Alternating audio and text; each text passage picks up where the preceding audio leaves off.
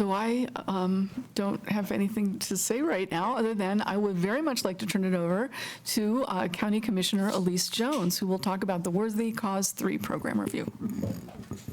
Good evening, everyone. Thanks so much for having us here today to present. As was said, I'm Elise Jones, one of your Boulder County Commissioners, and with me tonight is Megan Davis, who is a key member of the county's policy team.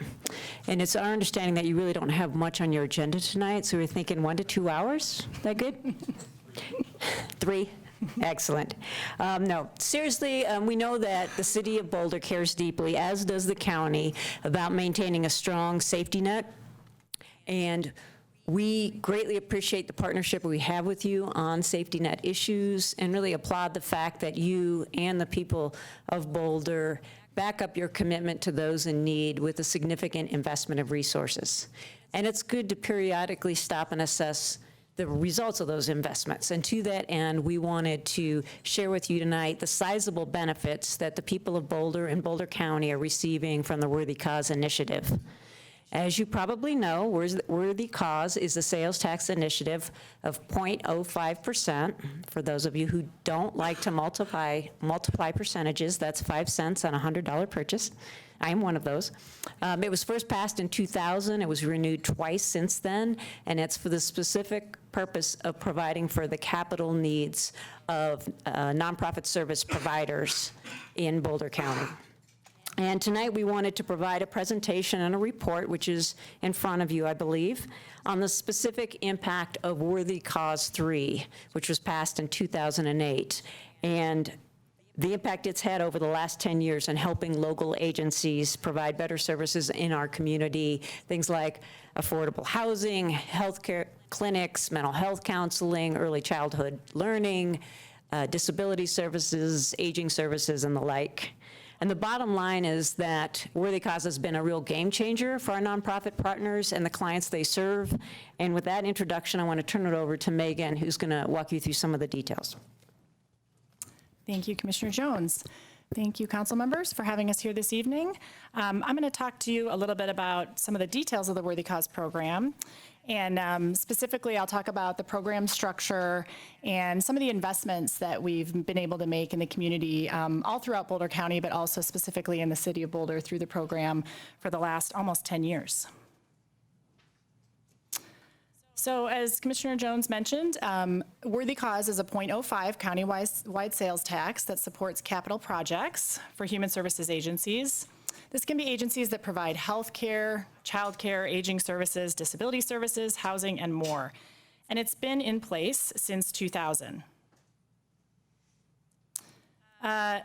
In 2000, the voters approved the conversion of a 0.05 sales tax from emergency services to human services for nonprofit capital projects. And that's when Worthy Cause was born. At that time, it was specifically dedicated for transitional housing and for health services in the community. And there were a handful of projects that were funded. That was a 3-year sales tax at that time. It was extended in 2003, and the voters extended it for 5 years. That was Worthy Cause 2. And then in 2008, voters again extended Worthy Cause, this time for 10 years. During that time, it changed very little. One change in 2008 is that we did add housing authorities as an eligible recipient of Worthy Cause, so it wasn't just 501c3 nonprofits, but also our housing authorities within Boulder County were then eligible for the funds as well, which has been critical to help us meet our affordable housing needs in the community. So just to share the specific language from Worthy Cause 3, kind of the meat of it is that it's for the purposes of funding capital facilities and equipment for nonprofit human services agencies and transitional and affordable rental housing and other human services, including but not limited to childcare, early childhood education, basic needs such as food and clothing, and the services for elderly and people with disabilities. So the revenue that's generated through Worthy Cause has, no surprise, increased over the years. And when it began, 2008, it was about 1.7 million, and unfortunately we've seen that climb with the increased sales tax revenues and the improved economy to in 2017, it generated just over 2.7 million. So in total, it's generated just over $20 million, and this doesn't include 2018, which will be the last year that Worthy Cause 3 will generate revenues within the community. So we're projecting about the same for 2018. It's about 2.8 million is what we're projecting right now to be included in the budget for 2018. So the process the process we use to allocate the funds is through a pool funding process. And annually, typically in the spring, we open up a process where nonprofits are allowed to apply through a request for funding process, and they can apply for projects that they have either just really kind of conceptual projects, we call them concept projects, and that might be something that they know they're going to be working on in the next year or two, and they're starting to look for some early investment funds to kind of maybe kickstart a capital campaign for that project. And that's been really critical for nonprofits in their capital campaigns to have some buy-in from the community through programs like Worthy Cause. We also will fund capital purchases of buildings or land, and also construction, renovation, those types of projects. We've also funded debt reduction through Worthy Cause. So those projects, it's really hard for nonprofits to identify or to find debt reduction funding. So that's kind of been an important piece, aspect, if they need to kind of close the gap on some projects that they've been fundraising for a long time. We did have what we call designated agencies in Worthy Cause 3, and that was where we identified some projects that were in the works when we went out to the voters for Worthy Cause 3. And so for the first 5 years, we did have some portion of the funding that went to those designated agencies. And then we still had funding remaining, though, for an annual application process through the pool. In terms of where we are right now, we're just closing the application process for Worthy Cause at the end of this week, and that will be for the 2008 cycle, which will be the last cycle for Worthy Cause 3. So all of the data that I'm going to share is in this report that we provided to you, and then at the end, I also have a link to the report so others can find the report online. So over the lifetime of Worthy Cause so far, again, we have one more year, Worthy Cause has awarded 113 awards to 43 agencies between 2009 and 2017. The total funds awarded during these years were about $19 million. We did set aside $1 million for permanently supportive housing. During the years of 2016 and 2017, when we looked at the projects that came in, we funded a significant number of the projects that came in both in 2016 and 2017, but really recognized that there was a high need for permanently supportive housing in the community and wanted to have some funding available for those projects as they started to kind of come to fruition. So we have this $1 million that we intend to go out in 2018 for a formal process for permanently supportive housing. So that has not been awarded yet. So in terms of match funding, this is a really conservative estimate of $50 million invested in our community. It's conservative because with the projects that we fund with nonprofits, no more of the maximum amount of Worthy Cause that's in each project is 50%. And for most projects, it's much less than that, particularly some of those really large projects. You think of projects like Clinica and Salud Clinic in Longmont. They're very high dollar projects, and we have much less than 50%. So we kind of use this estimate of 25 to 50%, but really we know that we've leveraged far more than that within the community. So it's really made a significant impact in terms of generating match dollars, both from within the community and outside the community, with private donors, grants, other contributions to nonprofits for these capital projects. So if we look at how the investments have been made within our communities by service area, it's kind of split pretty evenly. The 5 key areas that we identified, in the blue you can see about 22% has gone to children and youth. Those projects include childcare, early childhood education, teen centers or youth type programs, those types of services and capital projects in those areas. 24% to health and well-being, obviously clinics, dental services, mental health. 29%, a real big chunk to housing and homelessness. Of course, those are costly projects, but we've been able to make some significant investments there over the past 10 years. And 20% for basic needs, economic well-being. That includes agencies like EFA, Sister Carmen, the Hour Center in Longmont, who are providing some of those kind of basic needs for folks in our community. And then 5% to community safety type organizations, and those are human services community safety, so organizations that provide domestic violence services, children's services for organizations like Blue Sky Bridge, who are helping with kind of child safety and domestic violence issues. So that's kind of the range of issues that we funded. Megan, I have a question for you. Has that pie chart varied through time? Yes, that's a good question.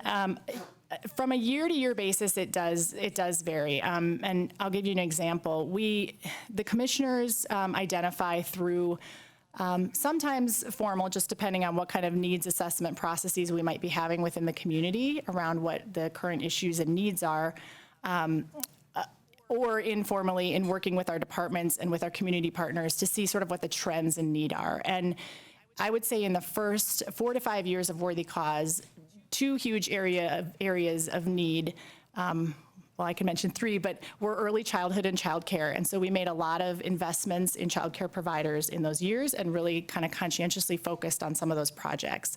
In addition, our basic needs providers, that was, really kind of in the height of the recession, and they were really starting to create strategic plans and visions for how they could meet the increased demand, which is a good thing because what we saw is that the demand increased during the recession and didn't really drop off. So it's really kind of been sustained within our community and nationwide. So they started to build more capacity by increasing their capital infrastructure to support that. And then in the last 5 years, we've definitely seen more investments in housing. So it has definitely shifted over time. Thank you. Mm-hmm.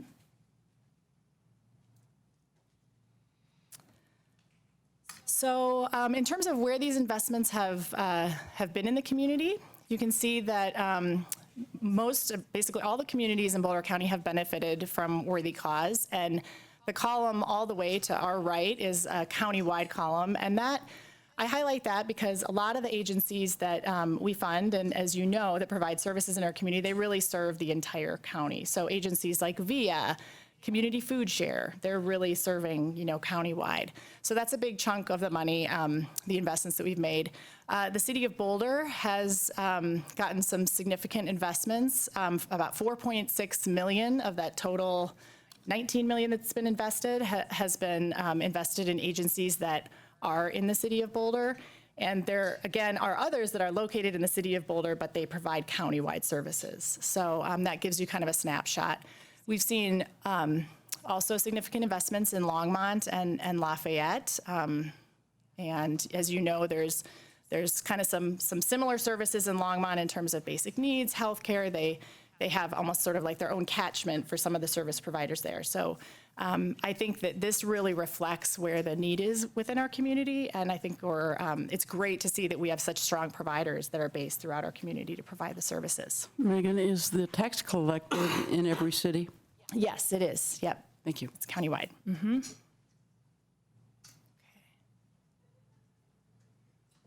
So this just gives you another look at how the funds are distributed, and it kind of shows you the type of agency in each community that the funding has been provided. So you can see where housing has been supported, basic needs, children, youth, et cetera. And then in the report, you'll see a full list of all the agencies and where they're located and what they actually received for their awards. So you can really just drill down and see all the details. And here's a look at many of the agencies here in the city of Boulder who have provided or who have received Worthy Cause funding. And again, all these agencies have made some capital investments and capital improvements in order to better serve our community. It might be enhancing the facilities that they have so that they can better serve those in need, or it could be they're growing in the number or amount or type of services they're providing. So we've seen a lot of agencies who have kind of taken that step to make capital improvements and investments on the facilities that they own in Boulder.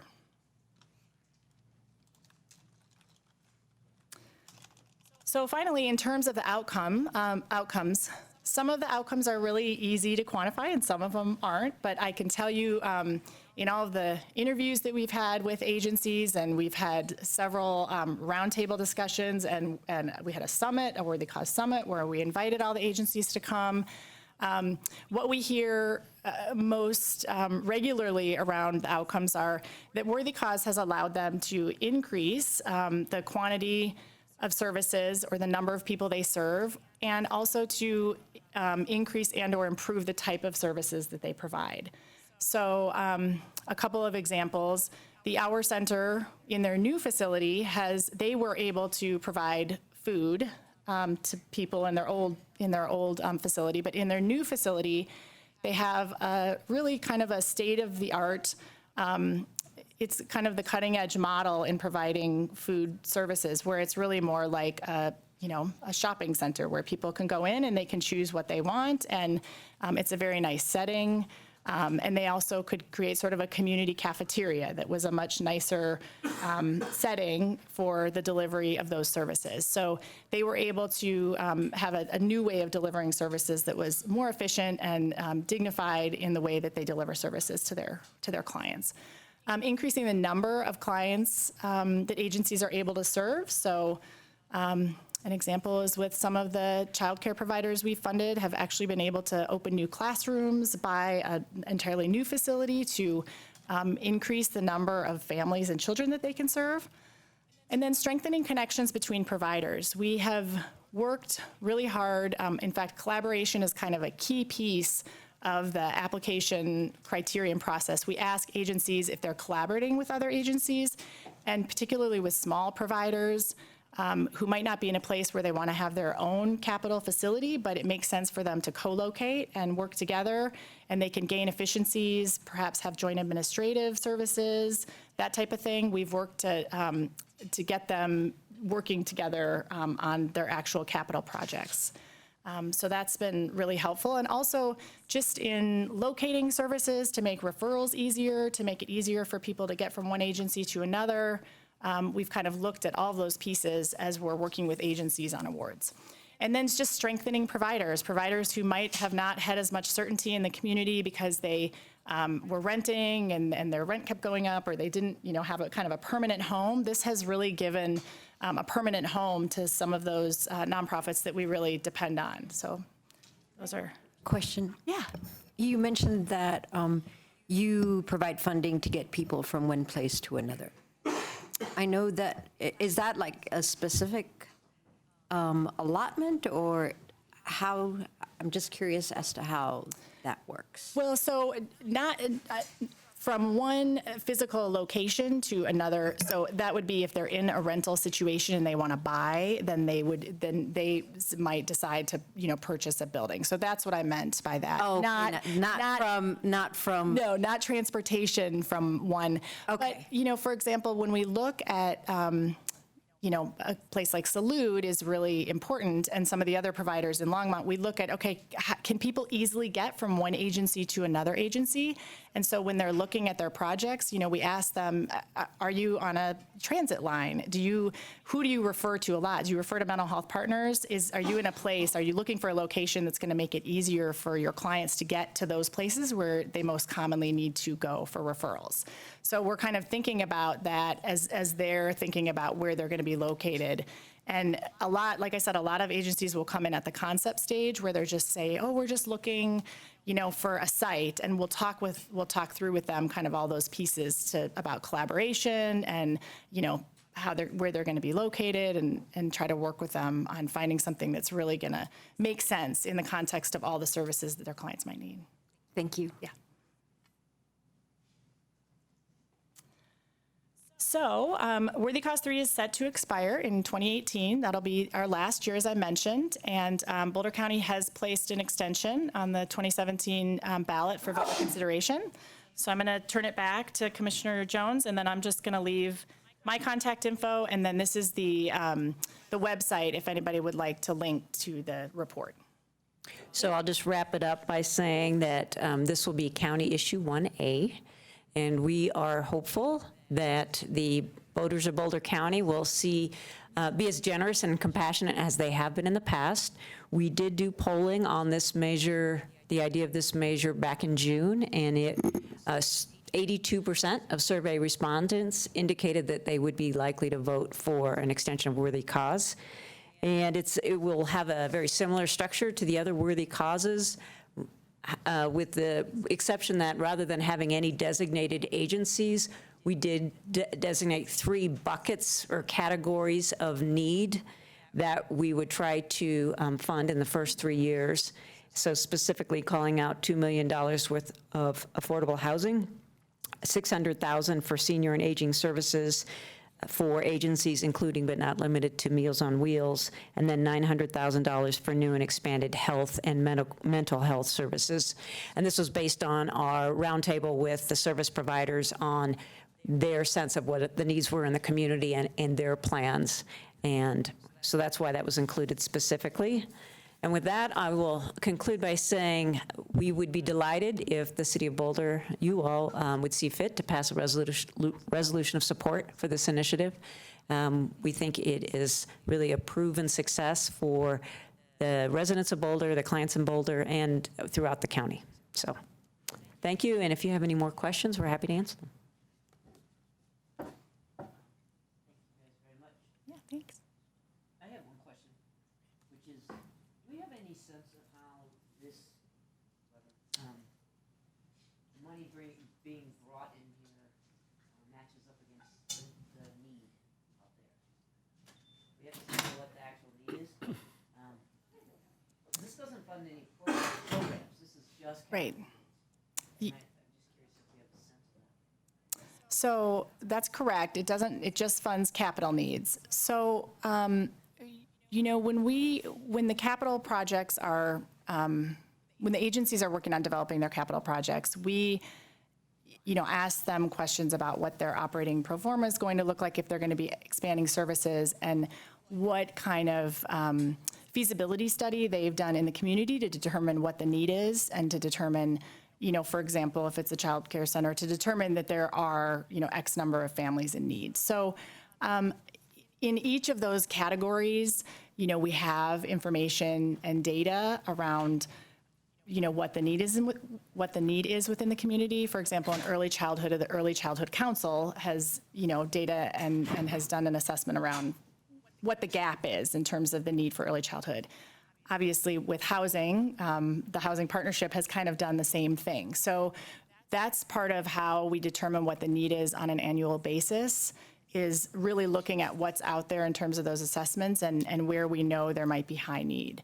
But I don't have a number that says in each of those areas, this is how this is sort of closing the gap. We know that it is helping to close that gap, but I don't have, it would be good to see that, chart, but yeah. Could I just add that obviously fundraising for capital needs is a particular type of fundraising challenge for nonprofits, and any money that you put towards your capital needs is money that you can't put towards operations. And if you think of your own budget, the cost of your mortgage is often the biggest expenditure that you as an individual are putting in. It's not that different for nonprofits. So if we can help with that, or if we can help with equipment like solar panels that help offset the utility bills so that more money can be put into programs, that's helping. What we do know in general about need is, as Megan pointed out, the demands for these services is not going down, but what is going down is federal and state funding in these areas. And there's a whole lot of uncertainty around the federal funding in particular.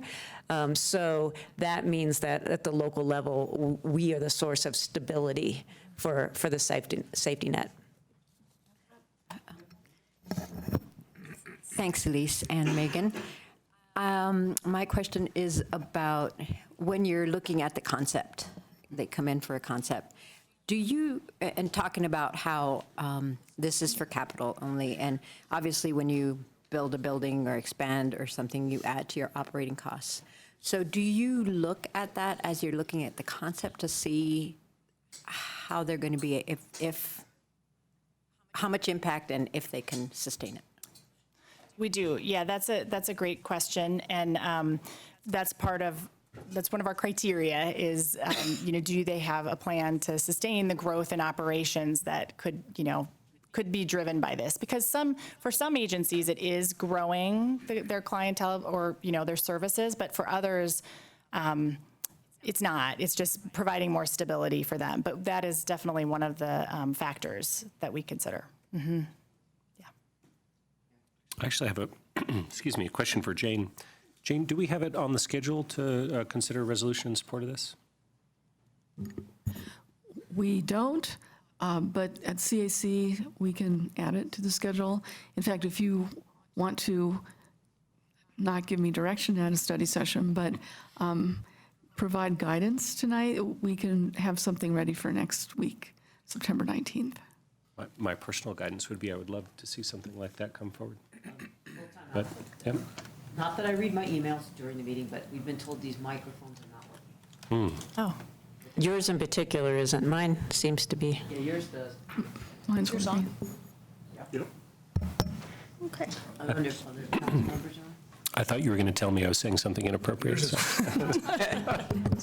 Mine's working, yours is working. Just mine is.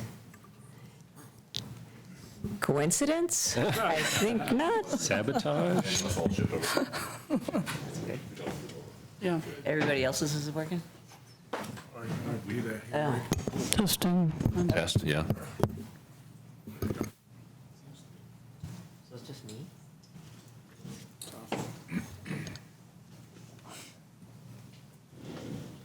Ah, nice.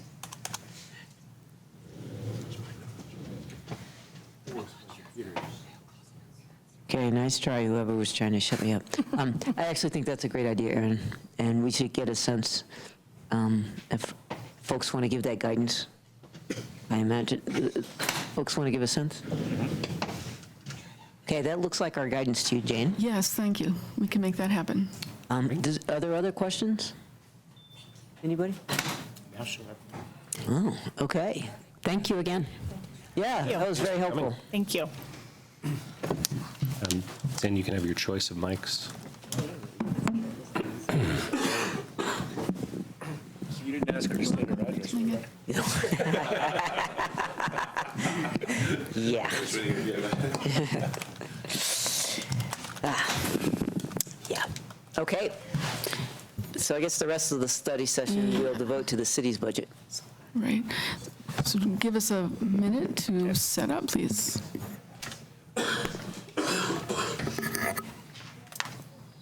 That's funny.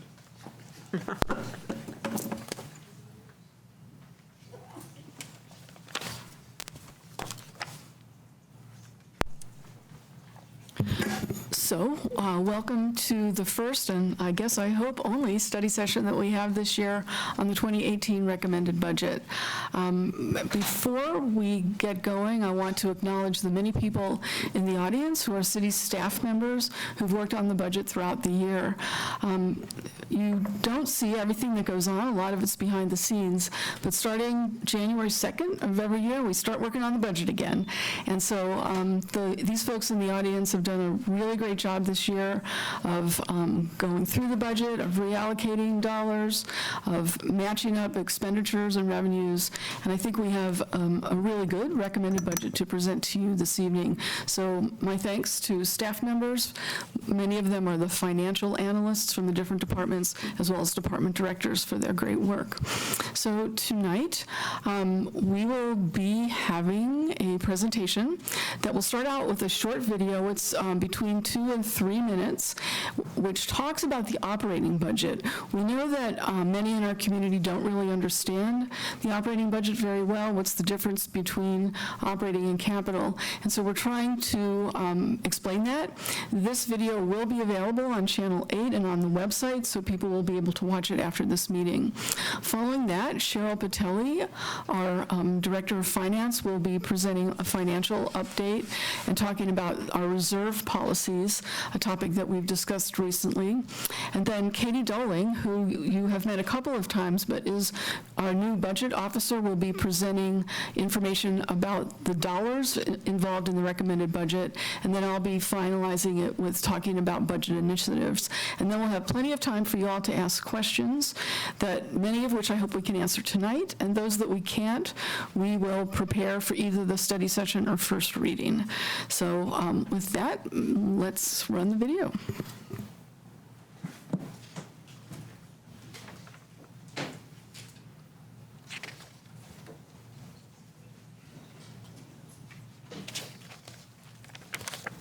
Every year, the city, dictated by its charter, must adopt a balanced budget by December 1st for the following year's annual budget. With guidance from its residents and community leaders, the Community Sustainability Framework helps responsibly direct city resources to initiatives that have the most impact on safety, sustainability, economy, and community, just to name a few. So what is the city's budget? The total recommended budget of Boulder is just over $389 million in 2018. The two largest portions of the budget include the operating budget and the capital budget. The capital budget is just over $111 million and is part of the Capital Improvement Program and is focused on major ongoing business needs, maintenance and repair of city assets.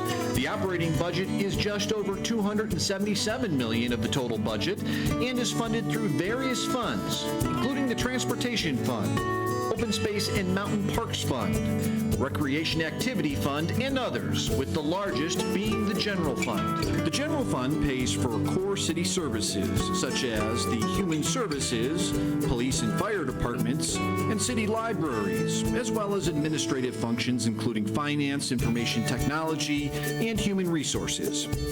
The General Fund is funded through various revenue sources, including fees for service, grants, occupation and franchise taxes, but is largely comprised of sales and use tax and property tax. Similar to 2017, the recommended budget reflects a conservative fiscal approach to ensure adequate resources are available during economic downturns or natural disasters. The proposed 2018 budget reflects community input to enhance resident engagement outreach opportunities recommended by the Public Participation Working Group. Based on the report and council feedback, staff are developing an implementation framework that will identify near-term focus areas and future scope phases, including assessment and measures, as well as additional outreach and check-ins with City Council. Additionally, addressing focus areas outlined in the 2017 Human Services Strategy is a major initiative in 2018, with over $1.4 million being dedicated to various programs and services. This includes funding for homelessness services, child care subsidies, and ongoing funding to work with the Emergency Family Assistance Association. These investments focus resources on integrated and coordinated services and partnerships for greater efficiency and effectiveness across the city and community. The city is also dedicated to maintaining and enhancing core services. As a part of this plan, the city will continue its investment in public safety, as well as setting aside general fund dollars to address capital needs. Finally, the city approached the 2018 budget in a collaborative manner that continues to recognize the importance of fiscal stewardship and a commitment to service. As a result, the recommended budget represents a conservative spending plan that invests in community priorities and cautiously accounts for decreases in sales and use taxes as Boulder's economy reacts to the national climate. For more information about the City of Boulder's budget, visit bouldercolorado.gov/budget or attend a public hearing session scheduled for October 3rd.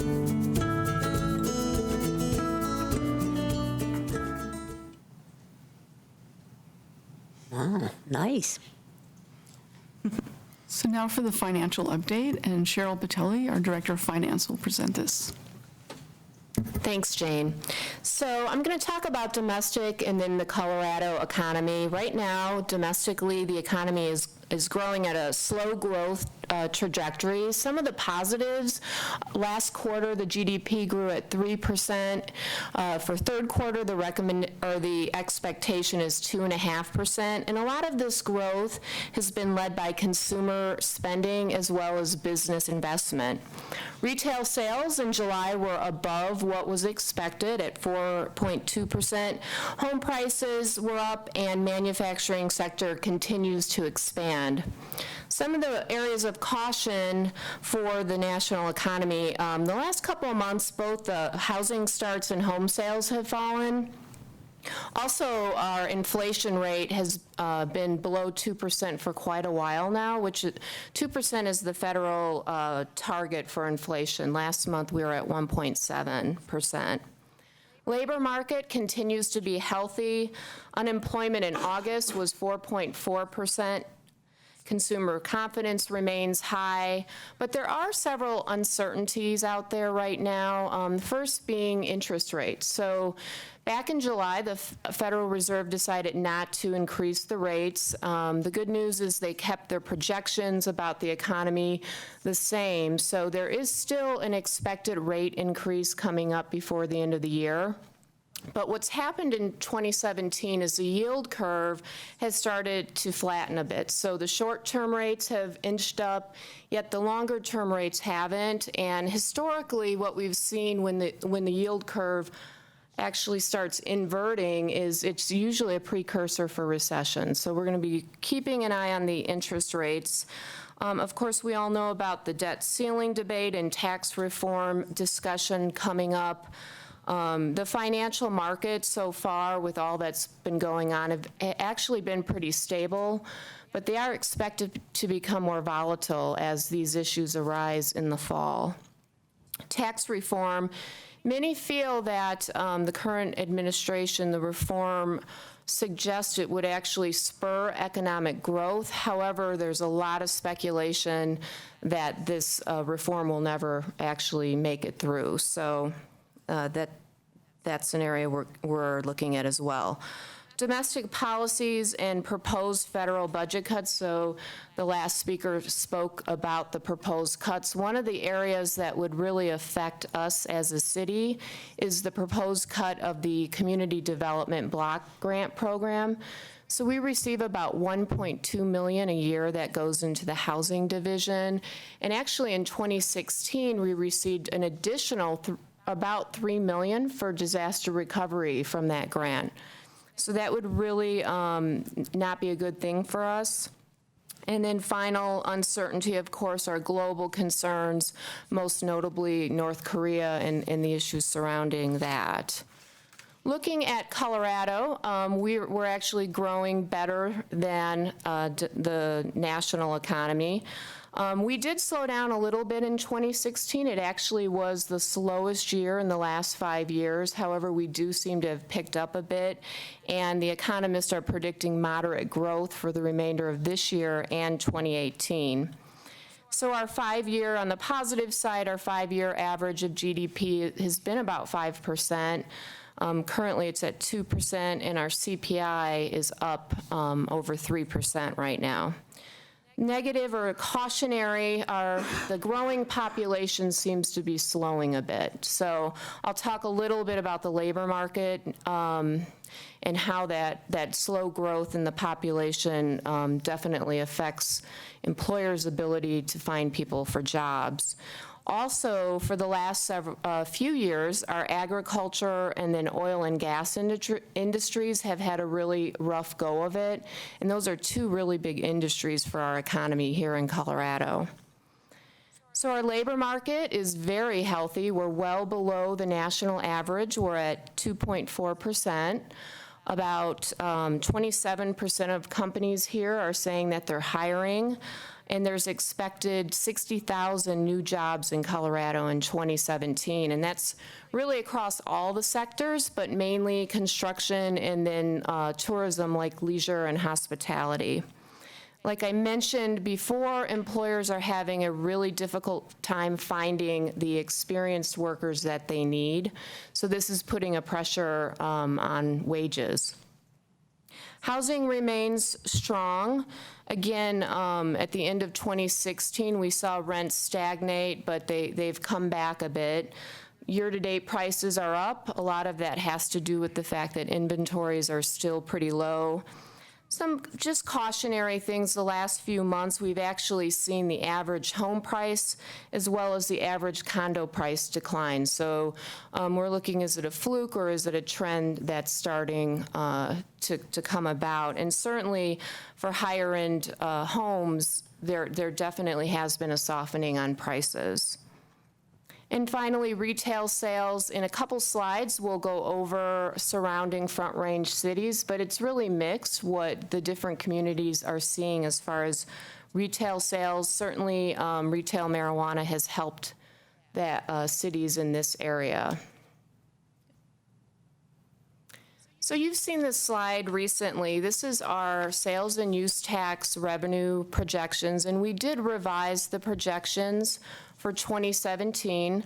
We talked about really there's been a lackluster growth in retail sales here in the city. Also, construction use tax has been down considerably. The number of permits as well as the average value of the permits is down. Business use tax is also down, and that's the tax that we get from businesses when they purchase things outside of the city of Boulder for their business. So as you can see, the year-to-date numbers are actually a little worse than our projections, our 2017 revised amounts. But last month, we did see a little better than what we've seen the last several months. So we want to hold those revised numbers where they're at for now until we have a few more months. So we pulled information on sales and use tax comparing to other cities around us, and this is actually through June of 2017. And you'll see that we are definitely on the lower end of the pact as far as sales tax revenue. And there's really three areas for us that have been down considerably this year. First is grocery store revenue. I know we've been asked, do we think people are leaving Boulder to the other communities? We can't really answer that. Based on the data, it definitely is a possibility when you look at Longmont and Louisville, but also a lot of those areas have seen a lot of population growth. So it's really hard for us at this point to really tell what is behind the difference in that area. Another area is apparel stores. We're down about 7%. Nationally, apparel stores are down, but we've had several close in the last year at the city, and especially at the 29th Street Mall. And then finally, consumer electronics for the city are down about 40% for this year.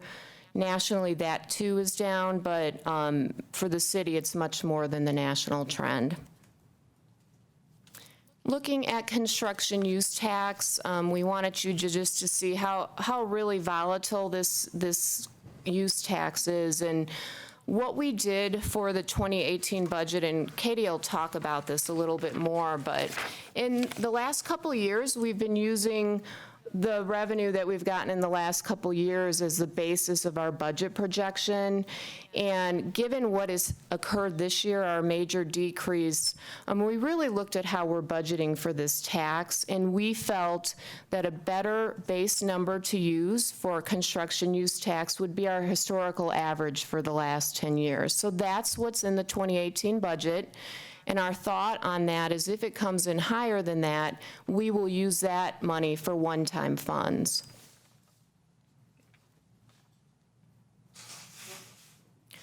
Okay, I'm not going to spend too much time on reserves. We've talked a lot about this recently. Can I ask you real quick, just, sorry. Sure. Right here. Hey, Cheryl, you showed the construction use down 40 or 50%, as I recall.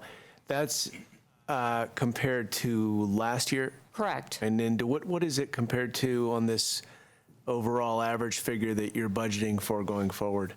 It's about, isn't that about the 6 million? Yeah. It's about the 6 million total construction use, so it equates to what we are doing moving forward, the dollar amount. So what would that be? Is it the negative percentage about the same, or? Correct. Okay, great. Yep. Thanks.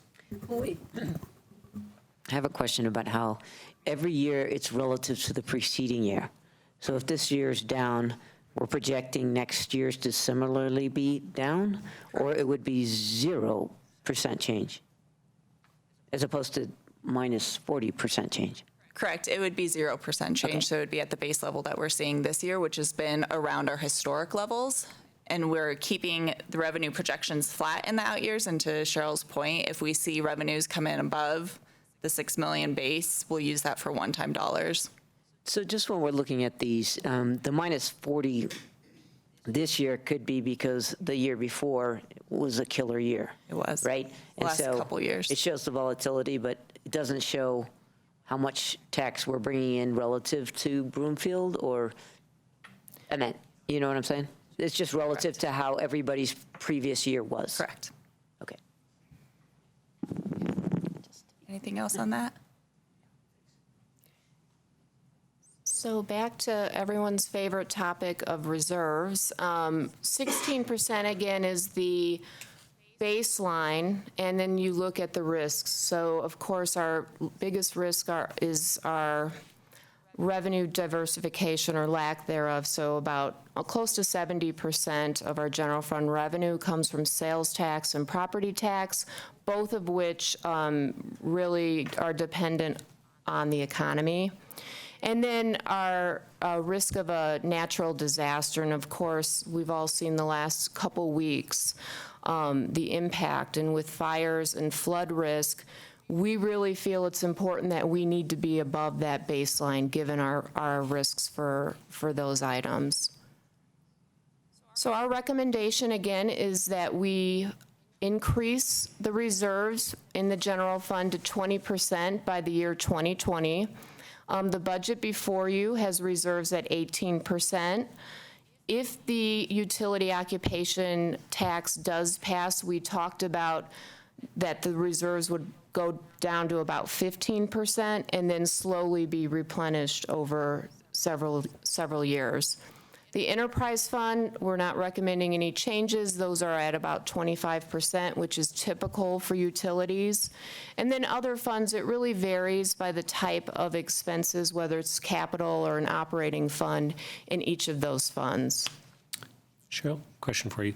You mentioned that if the utility occupation tax passes, that it would go down to about 15%.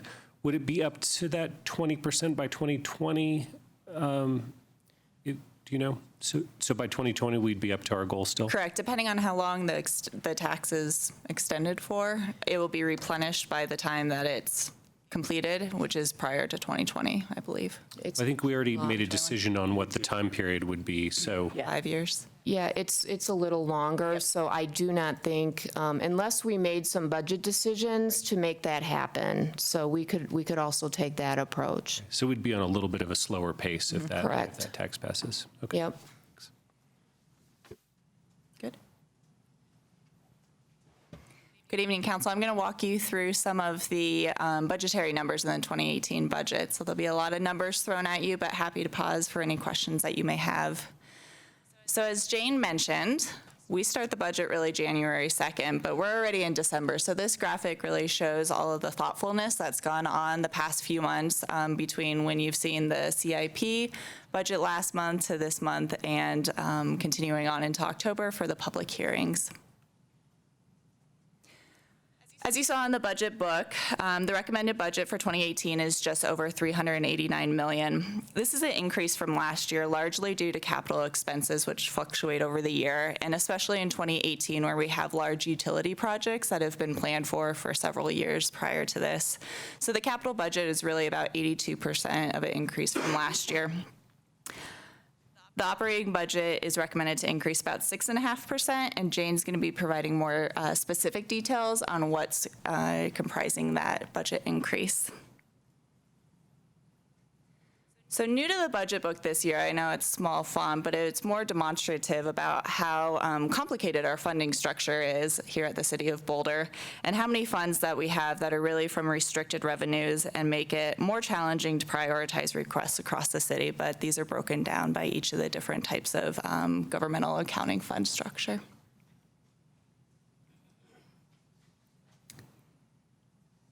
So you'll notice this year compared to last that sales will, as Cheryl mentioned, sales and use tax is really the primary source of all of our city revenues, and especially to the general fund that you'll see later on.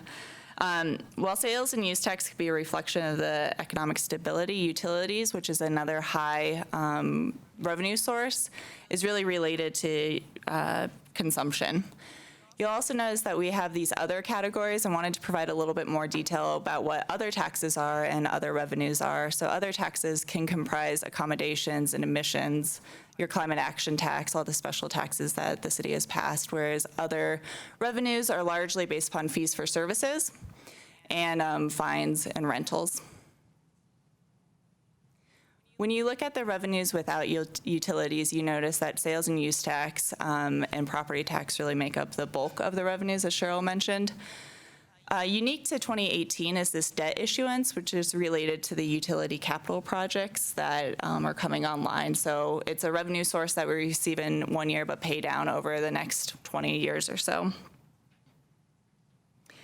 We're going to dive a little bit more into these specific revenue sources with starting with the utility costs. So for 2018, you guys were all briefed back in May about the different rate structure that's occurring within utility bills. So overall, a typical resident first, a homeowner would see an $11 a month bill increase. And the rates changes are largely based upon both the structure change that's occurring in 2018 as well as just the typical rate increases that you see to accommodate the costs and capital needs. So sales and use tax, again, the chart that you saw just a second ago is reflected here. We wanted to emphasize that while sales and use tax is a large part of the general fund, there's several other funds that receive sales and use tax. And with the decline in projections, they're utilizing different strategies, and we mentioned some of these at the CIP budget discussion as well. So in the general fund, what you'll notice in this budget is that we've really focused on shifting from ongoing budget requests to one time in lieu of kind of the economic softening to kind of see what it does over the next several months. In open space, they may focus on stewardship and slower expansion of the system. For 2018, it doesn't affect their current budget, but it may in the out years. And in the transportation fund, they're shifting capital projects. So the capital budget that you saw last month was $120 million. It's now about $111 million. So that's largely due to shifting transportation projects to next year and prioritizing the reductions based upon their transportation master plan goals. And the 0.25 cent sales tax fund, which is for Parks and Recreation, Parks and Recreation has several funds that support it, and so they're shifting capital projects to a fund that is largely supported by property tax instead of sales and use tax. So these are just different strategies that, like I said, because of our funding structure, we can shift priorities. So as a reminder, property tax comes into the city at a fairly small portion compared to the total bill. School districts receive the largest portion, while the city receives about 14%. We received preliminary estimates a few weeks ago and anticipate that there'll be about an 18% increase to the city's revenue stream, which is about $6.7 million. Property tax, go ahead. I have a question. Yeah. So you've got the schools, county, city districts. Of those governmental entities, I know that the city of Boulder has Deep Roost, is that correct? Mm-hmm. So who else of those has done that? I have that information that I could pull off, but off the top of my head, I'm not completely familiar. Okay. Yeah. So I guess that was part of my question. So we get the full amount of whatever the home value goes up, but there's shifting between how much the homeowners pay and how much business owners pay. Is that correct? That's correct. So there's been an 18% increase in the assessment, and I did the math, and homeowners go up by 8%. So it means the balance of that is assessed to our business properties. Is that right? Is that how you understand it? Okay, just double checking. A little bit more. I think it's on your next slide. Yeah, we're going to talk about how the Gallagher Amendment affected the residential, and I believe the commercial is still assessed at 29%, and that doesn't change. Yeah. Just a note, though, for property tax, because I don't believe it's on the next slide, but the general fund, again, while it's a large recipient of property tax, there's several other funds that it supports, namely the Library Fund, Parks and Recreation Fund, and the Community Housing for Assistance Program Fund, CHAP. There are lots of acronyms. By way of history, while it seems like in the past few years we've had large assessment rates, I wanted to provide a little historical information about how over the past 8 years we've really seen a 7% increase between 2010 and 2018 and just have had large increases in the last 4 years. But assessment, as a reminder, occurs every 2 years, so that's why you'll see the dip. Do you mean a 7% annual rate effective? Yeah, between 2010 and 2018, the amount of revenue that's increased has been about 7% when you... Annually, not total, annually. Total. That's Annually, how those yes, numbers thank work you. out. Yeah, yeah. Thank you. All right, so this may get to your question.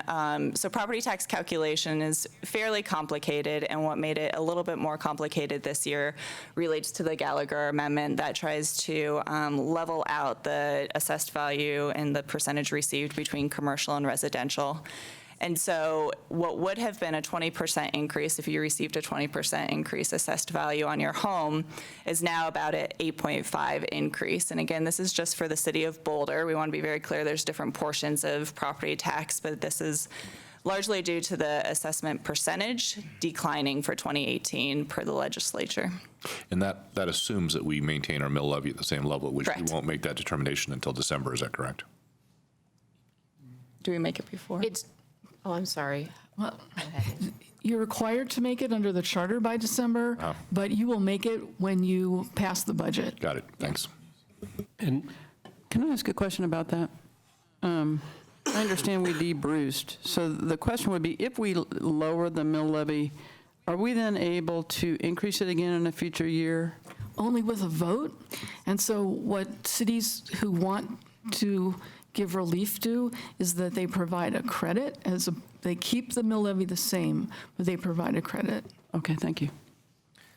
so in the previous slide, you talked about total property tax revenues increasing by 18%. Is that right? Correct, for So- 2018. Yeah, so total, and then, but residential properties are going up by 8.5%. So in other words, commercial properties are going up more than 18% in order to make that up. Likely.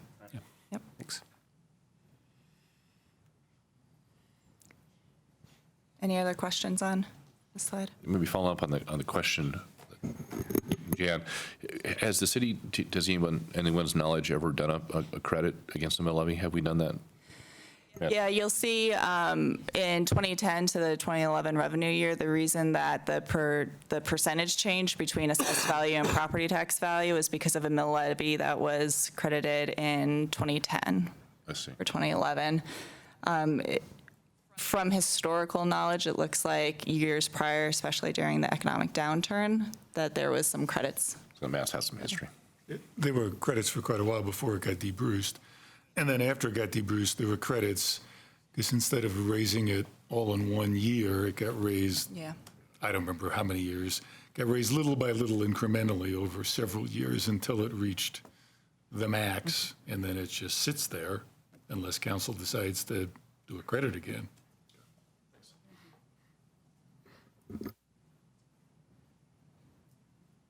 I want to provide time because I know this part gets complicated. Any other questions around property tax?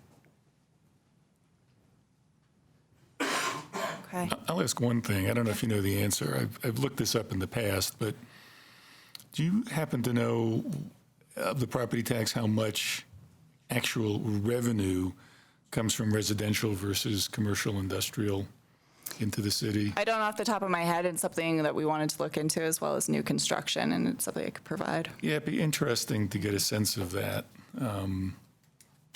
Even though the residential is worth more, since the commercial industrial is paying at 4 times the rate, and it is actually 4 times the rate now, which is kind of amazing.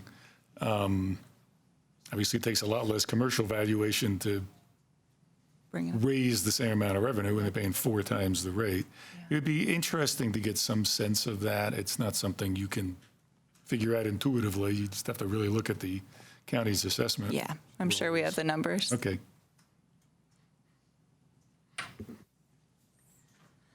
All right, now we want to move on to expenditures. So citywide expenses. The largest portion of expenses reside in utilities, and it's especially true, as we mentioned, given the large capital projects that we have in utilities this year.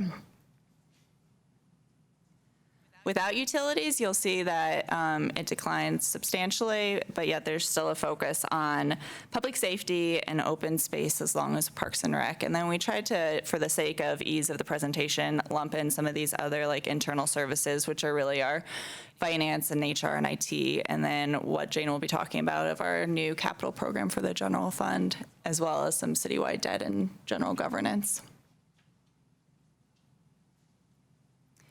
So moving on to the general fund, no surprise here, we've seen that the property tax and sales and use tax is the largest portion.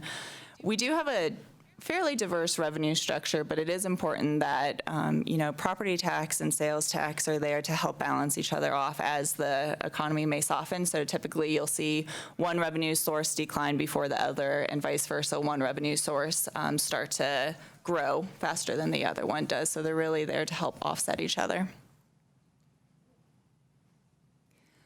As far as expenses, public safety is a critical one, as well as library, arts, and human services when you lump those together. The general fund also supports largely the internal functions, so that's why the 13% is so big. It's because functions like HR, finance, and IT really don't have their own dedicated revenue source, and so the general fund has to support all of the core services. I want to move on briefly to talk about staffing, and then Jane will provide, again, more detail about the specific people that are included in this number. So the 2018 budget is recommending almost 12 full-time equivalent employees. Of that, 5 are going to be fixed term. We also wanted to show by fund, again, with our diverse funding structure, that about half of the employees that are being requested will reside in the general fund, largely around community engagement once we get to that slide, and public outreach. The other funds have a mix of employees that are being requested, along with community outreach, construction, and some, again, more public engagement. Before you move off that slide, I think the 1.5 head count for the sugar sweetened beverage administrator, that's fully compensated for by the tax itself, is that correct? Right? So even though that's a net head, it's not a net cost to us. Any others of the heads that are compensated by a corresponding fee or tax? Yeah, so in the general fund, the 0.5 in the sugar sweetened beverage is a special tax auditor. Of the other 0.5 FTE, it'll be funded by marijuana money. Okay. Okay. And I believe that's all I can think of, unless. Okay, thanks. Any other questions before I pass along to Jane? Great, thank you. Thanks, Katie. So we're going to talk about sort of the initiatives that we're putting forward in the budget. I believe that this was a budget that we prepared in a fiscally conservative manner. So one of the things that we really believe in, and Katie has already talked about it, is that we use one-time revenues for one-time expenses. That's really important to the city, and that's why some of these employees are viewed as fixed term, as well as other expenses that we've got in the budget. In thinking about all of the matters that the council has decided and talked about over the year, I felt like that these initiatives that we've got on here are ones that really mattered a lot to our council and to our community.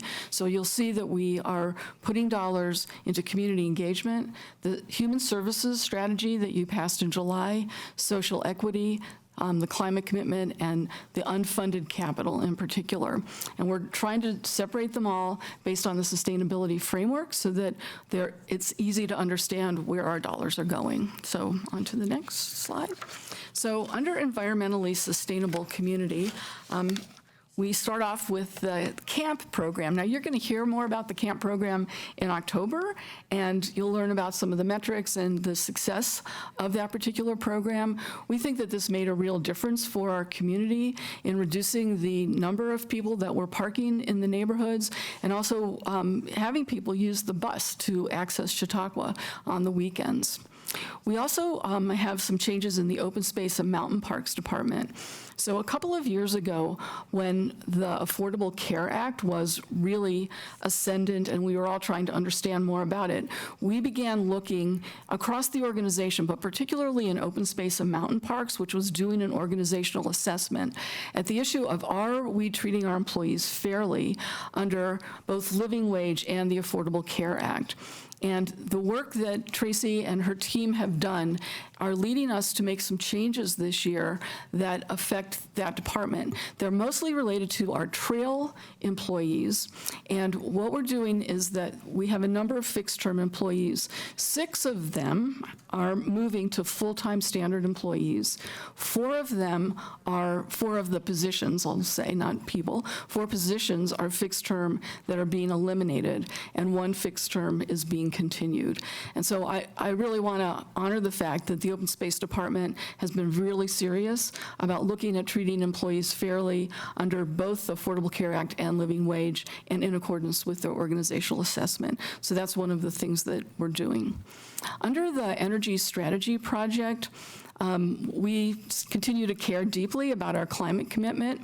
One of the things, though, that has been at the top of the list with regard to climate commitment has been our work on the Energy Future, or the municipalization project. As you know, the utility occupation tax that forms the funding for the municipalization project will end at the end of this year. As we prepare the budget for 2018, we do not assume that the voters will extend the tax. We have to assume that it will not pass.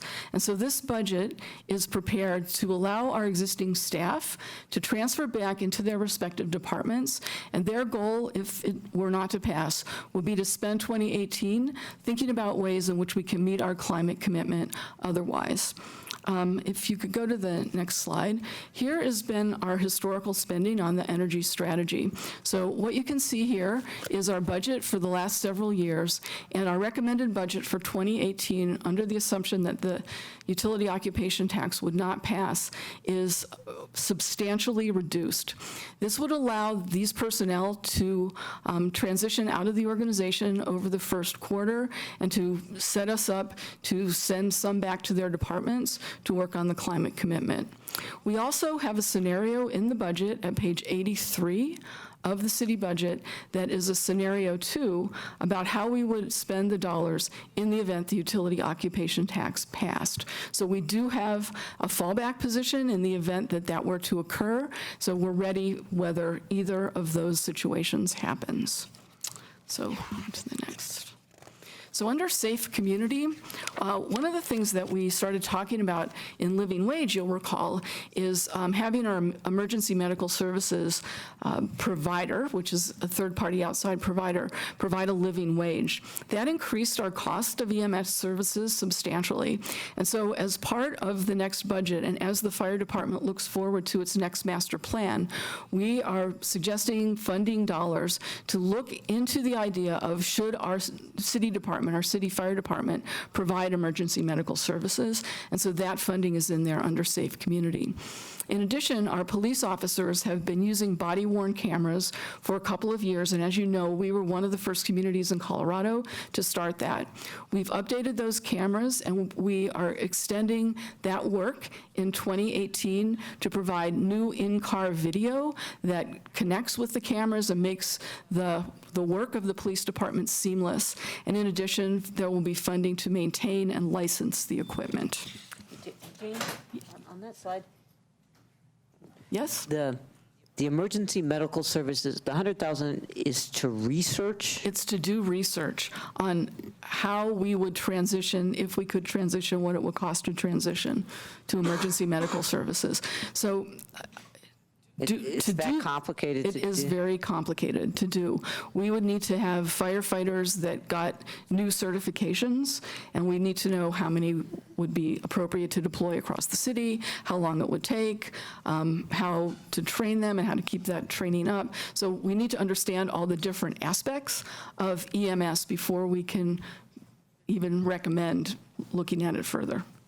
So I'll add a little bit more detail too, because part of it also is that you have to have a medical director as part of your team, and right now it's through our third-party EMS contractor. And so if we move away from that, the split of not having that medical director becomes a little bit more difficult. And so this is also to get outside medical consulting without using the third party, if that makes sense. yeah, thanks. But that brings up more of a question, because I think what Suzanne asked was, is the 100K to do the research about bringing them in? Yeah. So I think that Katie's explanation is probably far more accurate than my own. Part of it is the medical director, and part of it is to do the exploration. So it's not all for a third-party consultant. And I don't know the breakdown. Okay, maybe we put that one on the list to Maybe you can- understand Sure. more next. Chief can certainly help better I didn't mean to get us explain off. Oh, well, it. It's quite all right. yeah. Okay, I didn't mean to do Good that. evening, Council. Mike Calderazzo, Fire Chief. So the 100,000 is actually split. It's not split in half. It's probably about 30,000 for consulting. The 70 or so is more for bringing the medical director contract in-house so that we have that person technically reporting to us rather than using their services through or by proxy through AMR. So we felt it much better that it be under our supervision rather than using our vendor to provide that service. So that's the big part of it. And then the smaller part is, okay, how do we ramp up, if we're going to ramp up, advanced life support, which involves DEA type issues, storing medications. There's a lot to stepping up that service. Okay, So- so it is partly implementation and partly research. Yes. Got it. Okay. Oh, sorry, I've got us going off on this. Go ahead. No, I think it's okay. I mean, so, Chief, in the current situation, people pay the ambulance service when they're transported. Would that continue to be the case? Yes, sir. Okay. And the people don't. Typically, Sure. they're responsible for it, but the insurance company typically takes it. Right, so then, once we've got this set up and the startup costs are all done, it would be self-supporting from a financial standpoint? I wouldn't characterize it in that way. In other words, if we stood it up as a separate service, I wouldn't say, oh, yes, it will pay for itself. Partly because by using firefighter EMTs, we're killing two birds with one stone. We're actually taking the all hazards approach, whereas right now they're EMTs and that's all they do. And they work for a third party, so they're not our employees either. Hence why we're paying them to pay the living wage. Bring them in-house, we can use them more broadly. So one thing I think we should ask during this consulting period is look at the scenarios under which we might increase the costs of that and scenarios under which, if possible, we decrease the cost to, I know it's insurance companies who pay it, but sometimes, people who don't have insurance are stuck with the bill. So that's one thing I'll be very curious about is how that will work out for both the users and for the city. That's Right. part of the study. And we would want to understand what best practices are around bad debt, because there certainly is bad debt in this that we would be writing off, and we need to figure out what the right percentages of that, et cetera. So, yeah, it's complicated. Hi. Sort of related to Sam's question, he asked about the insurance basically getting covered for the ambulance, or the insurance covering the ambulance trip. Does that mean that the city then is the entity that's submitting for the insurance claim? Yes. So the way it typically works, the cities that run ambulance services, whether it's their own department or it's run through the fire department, they usually use a third-party contractor who does the billing, does the collections, does all of it. But it is the city that is the party doing the billing of the insurance companies. Thank you. And that's the kind of thing that'll get worked out in terms of how much personnel you'll need. Yes, ma'am. And all of that stuff. Okay, thank you. Great. Thank you, Chief. Okay, so on to the next one. I turned to the wrong page. Okay, so under economically vital community, you know that we have been talking about and actually have started work on a downtown retail strategy. We talked about it earlier this year. But one of the things that I think we now know, based on the revenues that we've seen coming in or not this year, is that it would be very important for us to do a citywide retail strategy. And one of the things, though we haven't prepared the RFP on this yet because it hasn't been funded, but a thing that I would like us to be looking at too is the idea of service businesses in the city and what kind of service businesses we want to have in a vital community like ours. We also know that we recently lost Walmart, which was a vendor, a retailer to those of less economic means. And how is our community serving that? How is our retail community serving that population? So I think that we can do a broader study about really across the board, how is our retail serving our community and what kinds of mix of service industries, small warehouses, et cetera, we might need. So I'm thinking of that a little bit bigger than just a retail strategy, but it would be a citywide strategy. In addition, we have $60,000 that we want to put into two efforts around Boulder's innovation economy. The first effort is an interesting one by the Small Business Development Center, which is working out of our library. And they have started a business incubator for innovators in the technology area. It's a virtual business incubator, and they're starting to get some traction there in our community for some of the small companies that don't really qualify for investor dollars that we're seeing others in the community receive. And so this is a way for really small entrepreneurs to find a way to get a foothold and to start incubating their business. And we also have the Boulder Chamber and the Boulder Economic Council that's working on a project that they call Boulder Breakthrough, and we are collaborating with them. That would be the smallest portion of this funding. $50,000 would go to the Small Business Development Center, and I think $10,000 to the other effort. And then we have the University Hill redevelopment efforts that we are continuing. We want to support the employee eco-pass as well as fund some of the operating expenses that our Hill Community Development Coordinator is working on. We've had a lot of success up at the Hill in the last couple of years, and it continues to grow. Hopefully you were able to go to the Sundays on the Hill this summer, which I think were very successful. So we're wanting to continue that. Jane, I have just a quick question on the previous slide. Sure. And in the retail strategy, is the plan to include the human services strategy, whatever would relate to the retail strategy, as well as like the community perceptions survey, how those kind of come together and intersect? So we haven't written the RFP yet, so the answer is I don't know yet, but a focus that I have is on making sure that we have retail in our community that serves all economic segments of our community. And so certainly that involves some of the human services and the community perception, I'm sure, but this focus would be kind of less on the human services side and more on the sort of social equity, economic justice side of the world. So thank you. That's my view. So on to livable community. As you may know, the Ponderosa Mobile Home Park is one that we've been working on, especially since the flood.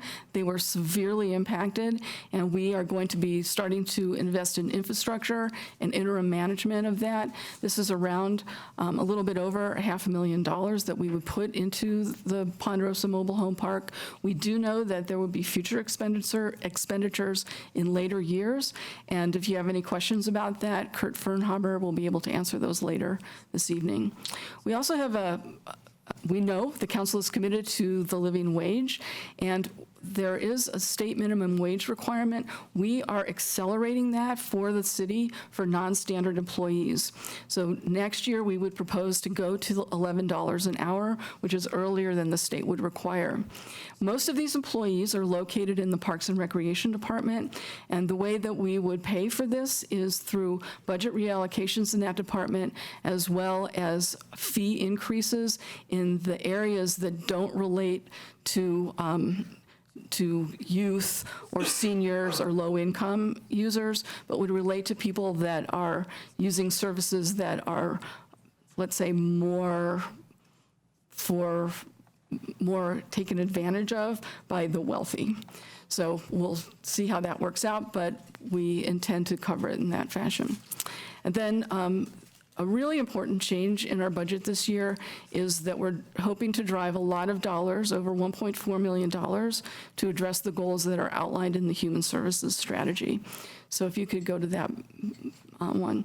So the Human Services Strategy was adopted by the council in July of this year, and it had a number of goals associated with it. As we looked at the goals, we tried to find ways in which we could address all of them. So certainly the homelessness strategy, which is part of the Human Services Strategy, is one that we've been talking about all summer, and we are proposing to put $750,000 into the new homelessness strategy. You're going to be talking a little bit more about it next week on September 19th, but we think that that is a great investment to change the conversation and change the dynamic around homelessness in our community. Under the Keep Families Housed program, oh, I'm sorry. Do you mind if I interrupt you there? No. Is this, in what particular aspects of the homelessness strategy are those dollars anticipated to be They're out? going to navigation services and the coordinated entry services.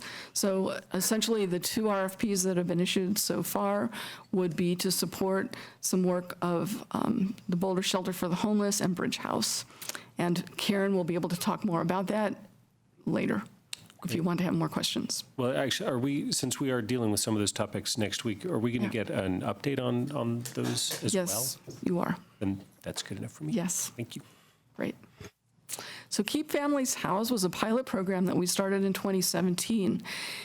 You may recall that it actually came about because of the bus trip that we took, and we were talking about EFA and the work that they're doing to keep families out of homelessness.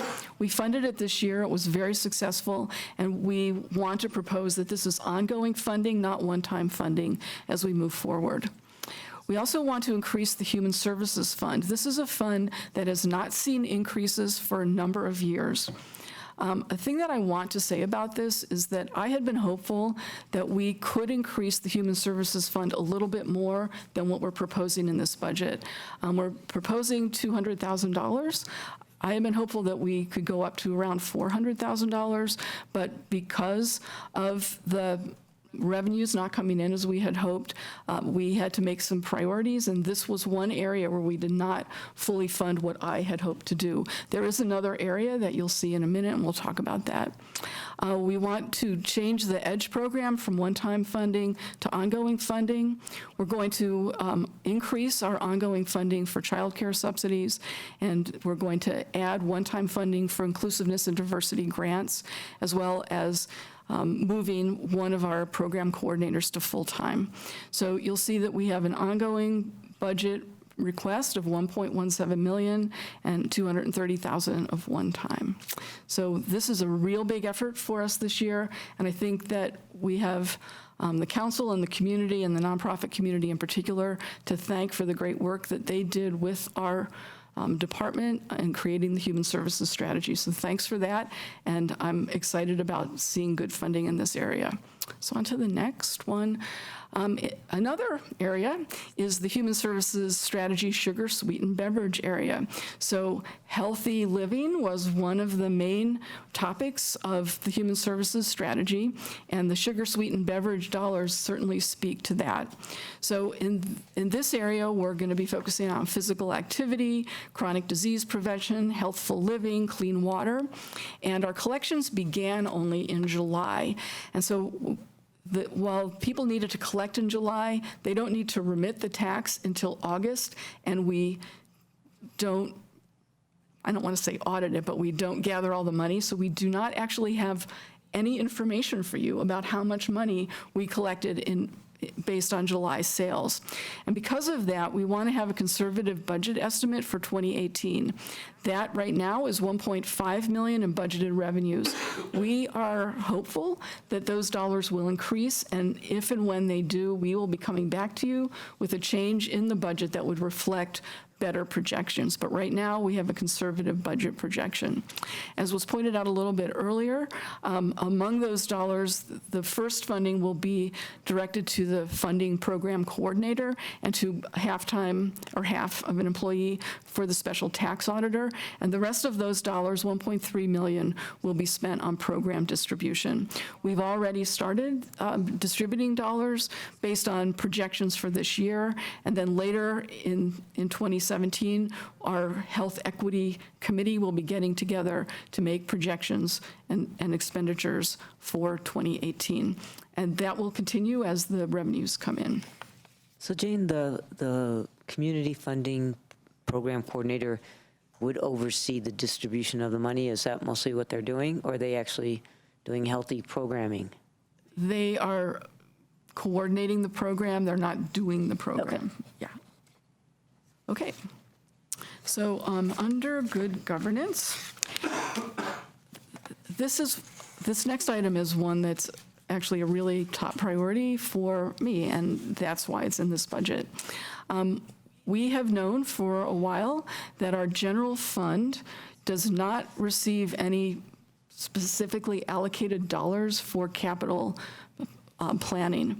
And as a result of that, we have to look around pretty hard to find dollars to support the fire department, the police department, the library, all of those general fund entities that do have capital needs, including the Information Technology Department. When we had the citizen or resident committee connected with the extension of the community culture and safety tax, this is one of the top areas that they pointed out to us. They said, best practice would be to establish a general fund capital plan, and we really want to call this out as something important. So in this budget, we are proposing a little bit under $3.7 million to be invested in a general fund capital plan. Our hope is that if council were to pass this and to give us direction, that we would spend 2018 coming up with guiding principles around this kind of a plan and continuing it into the future, possibly increasing the percentage of general fund dollars that would go into this. We would need more studies, I guess, to understand the kind of funding needs that there are, but I really want to get it going, and I think that this would be a great way to do that. Among the things that we could possibly spend these dollars on would be, there are, in the police department, for example, there are two specialty trucks. One is an incident command vehicle, and one is a rescue vehicle, both of which would have great use here in the city. And those two vehicles that we have are very outdated right now. I think one of them is well over 20 years old, and it's just not serving the function that it needs to. We don't have the dollars for those. The Library Commission has been very anxious to improve the bathrooms at the library, and that would be a source of funding for this. Possibly the railroad quiet zones that we weren't able to fund through the capital tax, which I hope passes, this would be a possible funding to support that. So we have many, many needs, and I think that we can come up with lots of great projects for the council to look at with regard to this funding. So another thing is that we need to improve our IT software replacement funding. We were able to reallocate dollars, so this isn't new dollars, from expiring debt service payments, and so those debt service payments that we do not need to make, we're taking that money and putting it into IT software. And then finally, the last two items come out of the CAFR, the Comprehensive Annual Financial Report. And we were recommended in the CAFR that we need to retire our outdated legacy systems in the city, and that they're costing us money and we need to get rid of them. And in particular, the sales and use tax system is outdated and it soon will be unsupported. And since that's one of the most important aspects of how we collect money in the city, we definitely need to replace that system. So on to the next one. For accessible and connected community, probably in addition to human services strategy, one of the highest priorities the council has had this year has been on public engagement. And we really thank, again, the Public Participation Working Group for the hard work that they did. And we want to honor their recommendations by recommending that we follow a number of them. So we're proposing that we hire 2 new FTE. One would be a community engagement manager, and one would be a specialist. Those 2 employees would be located in the city manager's office in a more centralized location in the city, and they would be helpers and assets for the rest of the organization to improve the way that we do our outreach, making it more transparent, making it more consistent across the entire organization. Certainly, we want to extend the community newsletter, but at the bottom of this list are some other important aspects that the Public Participation Working Group called out. Our website, I think is no surprise to anyone, could use some improvement. And so we need to get ready to do that, because not only does it need to be completely redesigned, we've got to get it ready to be redesigned. And we need several employees, so we're proposing 2 employees that would help us do that. And then phase 1 of our website refresh and redesign. Again, all of the website people and dollars are related to Public Participation Working Group and better community engagement. Jane, can I ask you a question about that? Certainly. Can you explain the distinction between the 2 community engagement people that you're imagining, like what their different responsibilities might be? So the community engagement manager would be a kind of higher level position that I think would be thinking broader and across the city, and the community engagement specialist might be much more of a hands-on doer, working with specific departments on a project. Like, we've got an upcoming public meeting, help us figure out the nuts and bolts of putting that together. So normally when one person can't just do all the jobs, we normally need 2 people to do a good teamwork job on stuff like this. I have a follow-up question, Jane. Sure. I know, obviously, we already do public engagement, and some departments have more of that than others. For Yes. example, Public Works, Open Space, the Planning Department have engagement folks who spend at least parts of their jobs on that. Would this take some of the time and pressure off of those people? In other words, would this be a centralization of some of the community engagement that already occurs on a department-by-department basis? So I think I want to be completely straight about what I think. I don't think it's going to end the intense need of each one of those departments and those employees to spend a lot of time on community engagement. The effort here would be to bring all of those people together in a collaborative team and talk about ways that across the organization we can standardize the way that we do things, we can be more consistent, we can help them with their process, but I don't think we're going to take the process away from them. They're going to be doing the process, and this group is going to be assisting them to meet the goals that were set forward by the Public Participation Working Group. Okay, thanks. Yeah. So lastly, under healthy and socially thriving community, we have some dollars associated with the Arts Grants Program. And this is an area that I want to call out a little bit, because this is the second area where I was hopeful that we could put more dollars, but the constraints of our budget did not allow that to occur. So we have had around $225,000 in ongoing funding for our community cultural grants. In 2017, we were able, through one-time funding, to bump that up more to around $465,000. We can't continue that level of funding next year because of budget constraints, but nevertheless, we are adding, again, around $235,000 in arts grants programs to help add to the 225 that already is there to continue our focus on community cultural grants. We've heard from the community that we're reducing the budget, and I suppose technically we are reducing it, but what we're doing is changing the amount of one-time dollars that are going into the program because we needed to have priorities established, and both Human Services in this area and the Arts Grant were ones that sort of came in unable because of our budget constraints to be funded at the full level that I would have wanted them to be funded at. Another thing that we're doing under Healthy and Socially Thriving Community is that we're funding $60,000 for the Makerspace. As you may know, the Makerspace is one of the most popular areas in the city of Boulder, not just at the library. And what we have been able to do through grants from the Boulder Library Foundation is provide materials and supplies free to the public. We want to be able to continue that in the budget, and so we are proposing $60,000 to allow people to be able to use those materials free of charge and really continue to make great use of the Makerspace. There's a lot of wonderful stories that are coming out of there, and yes, someday we'll have David Farnan come and tell you all the good things that are being done.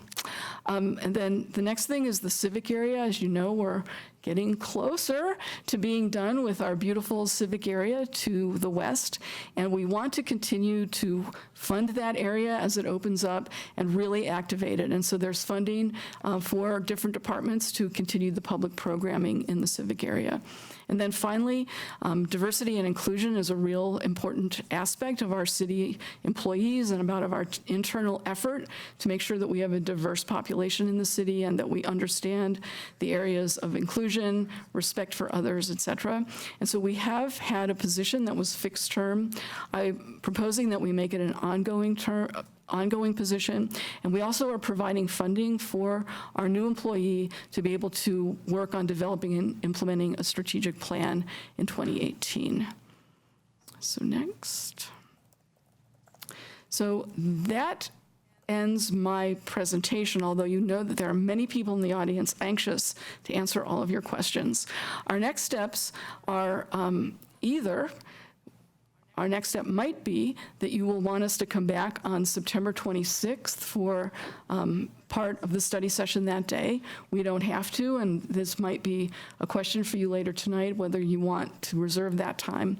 But in any event, we will be coming back for first reading on October 3rd, second reading on October 17th, and we're anxious to get moving on the budget. So our questions are, do you have any questions about the many projections, about the sales and use tax or property tax, and then do you have any feedback on the recommended budget?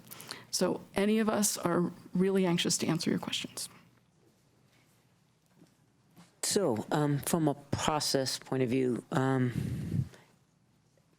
if we can answer lots of our questions tonight or get first reading questions out, I'll just say from CAC's point of view, not having to have a second study session before first reading I think would be preferred, given how jammed up our schedule's getting. So, with that in mind, why don't we, let's open it to questions. If people have like 12 questions, why don't we take turns asking a couple at a time? Or maybe we'll wrestle, if somebody starts one topic, we'll wrestle that one to the ground and then move to the next, just so that we can all stay engaged. So with that, who would like to start off with questions? Aaron and then Jan. Sorry, I was looking that way. I only have two questions. Okay. One was about, in the transportation fund section, I saw that there was a budget request for hop fleet replacement fund increase contribution. And I was interested in what the schedule for replacement was before and how this impacts that and how we might see hop replacements going forward with that funding.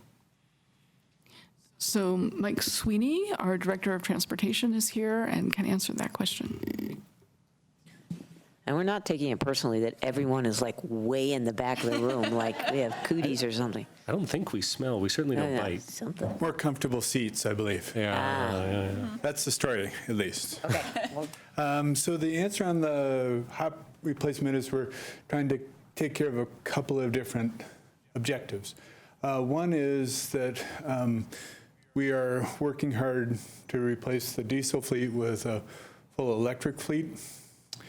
And the second one is to get the fleet in good working order.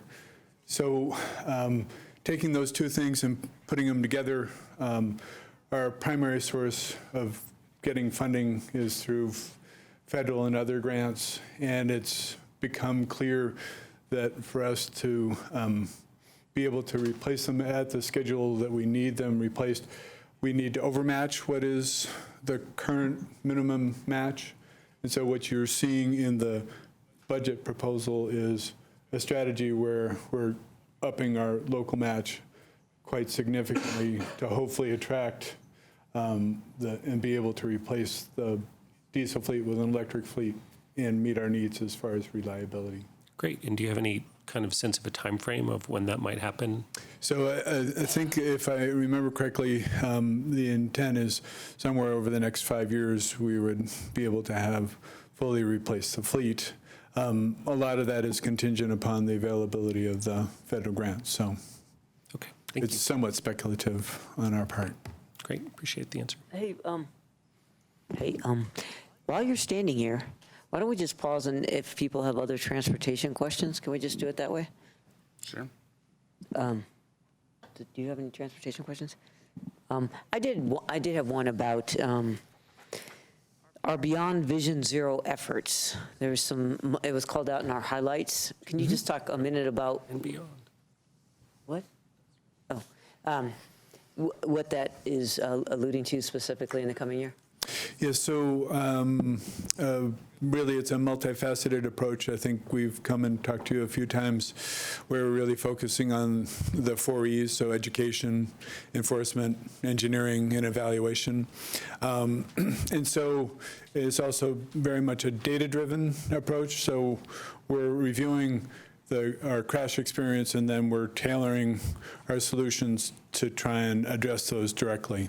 So the next step in the process is that we are about to embark on our next update to the Towards Vision Zero report, in which we'll then have 2 more years worth of data that we will then inform what those 4 E's are.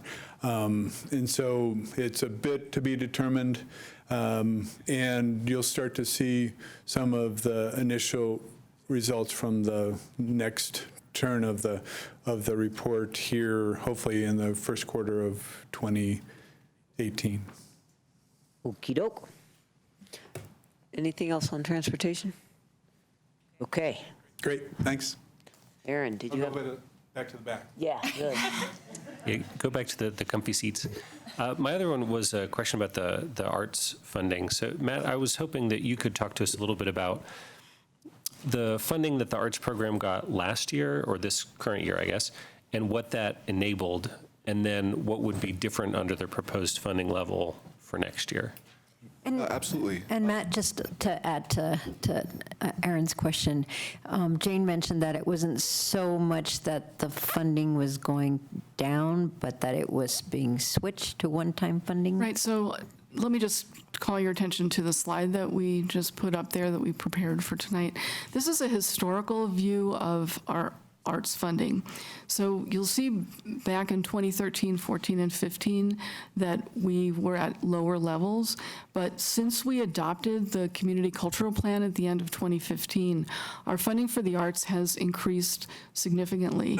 And in 2016, we added the $225,000 of one-time arts grants and $50,000 of a marketing program that I think Matt can explain. And then in 2017, there had been so much interest in the arts grants that we increased that funding to the level that you see there, $450,000, as well as a one-time civic art public area project. What we're proposing for 2018 is that we're going to keep the ongoing funding growing. You can see the blue continues to grow, and that we're going to add one-time funding of $235,000. So instead of $450,000, it's $235,000. And so Matt now can explain the impact of those funds. Great. Thanks, Matt Jasansky with the Office of Arts and Culture. So for the impacts on this year, specific to the grants program, the total grants funding was about $675,000 with both the ongoing and the additional one-time funding. The reason for that increase, in a little more detail, was partially to fill the gaps that we found in 2016. So in that previous cycle, it was discovered that many grant applications, and especially in the general operating support category, were scored highly by the Arts Commission, but there wasn't enough funding to fund them all. So a lot of the reason for that increase was around filling that community need that we discovered, the vulnerability that was exposed by that. So a lot of the funding went towards that. There was also interest in the grants program growing in a few sort of more minor ways, especially around adding professional development scholarships and trying to ease issues with the affordability and accessibility of rental of cultural venues. So the Rental Assistance Fund was created in order to address some of those needs. We found that largely to be successful, and especially with the Arts and Economic Prosperity Study, we're able to show that in 2016, with the grant funding that was delivered to the community, that returned a large economic impact, almost $70 million in total economic impact. Now, the grant, it wasn't one-to-one, but we were supporting that activity that generated that level of economic activity in the community. We expect in the 2017 for that to increase, and we've got 2 different studies that are going to try and dissect that. So that was the effect and what was enabled by that money. So we're going to continue to do that work, and with the recommended level of funding for this year, for 2018, we're going to rely on the Arts Commission to give us advice on how to distribute that. And we haven't been able to consult with them on that, so I don't have their advice to give to you. That happens at their October retreat. But I can say that we'll bring forward some different options. So we're going to talk about things like reducing the overall program by the same percentage that the new funding level represents. And that could mean general operating supports go down a little bit. Our arrangements with the general operating support recipients, they understand that that might happen.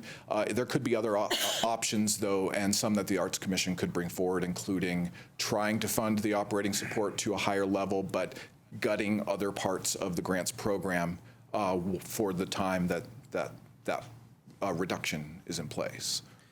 Thank you. And so I know that, was it year and a half ago that we instituted the new 3-year cycles on major grants, right? And those are coming up. Do they extend all the way through 2018 or in?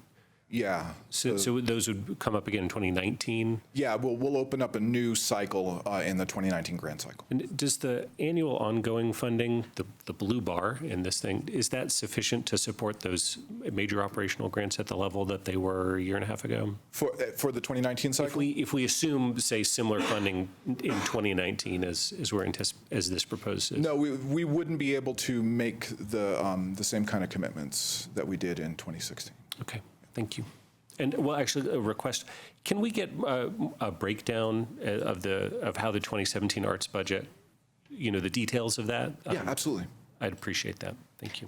Okay, we have some more arts questions. Don't go away. Well, I was just going to add a little bit of clarification because I talked to David today.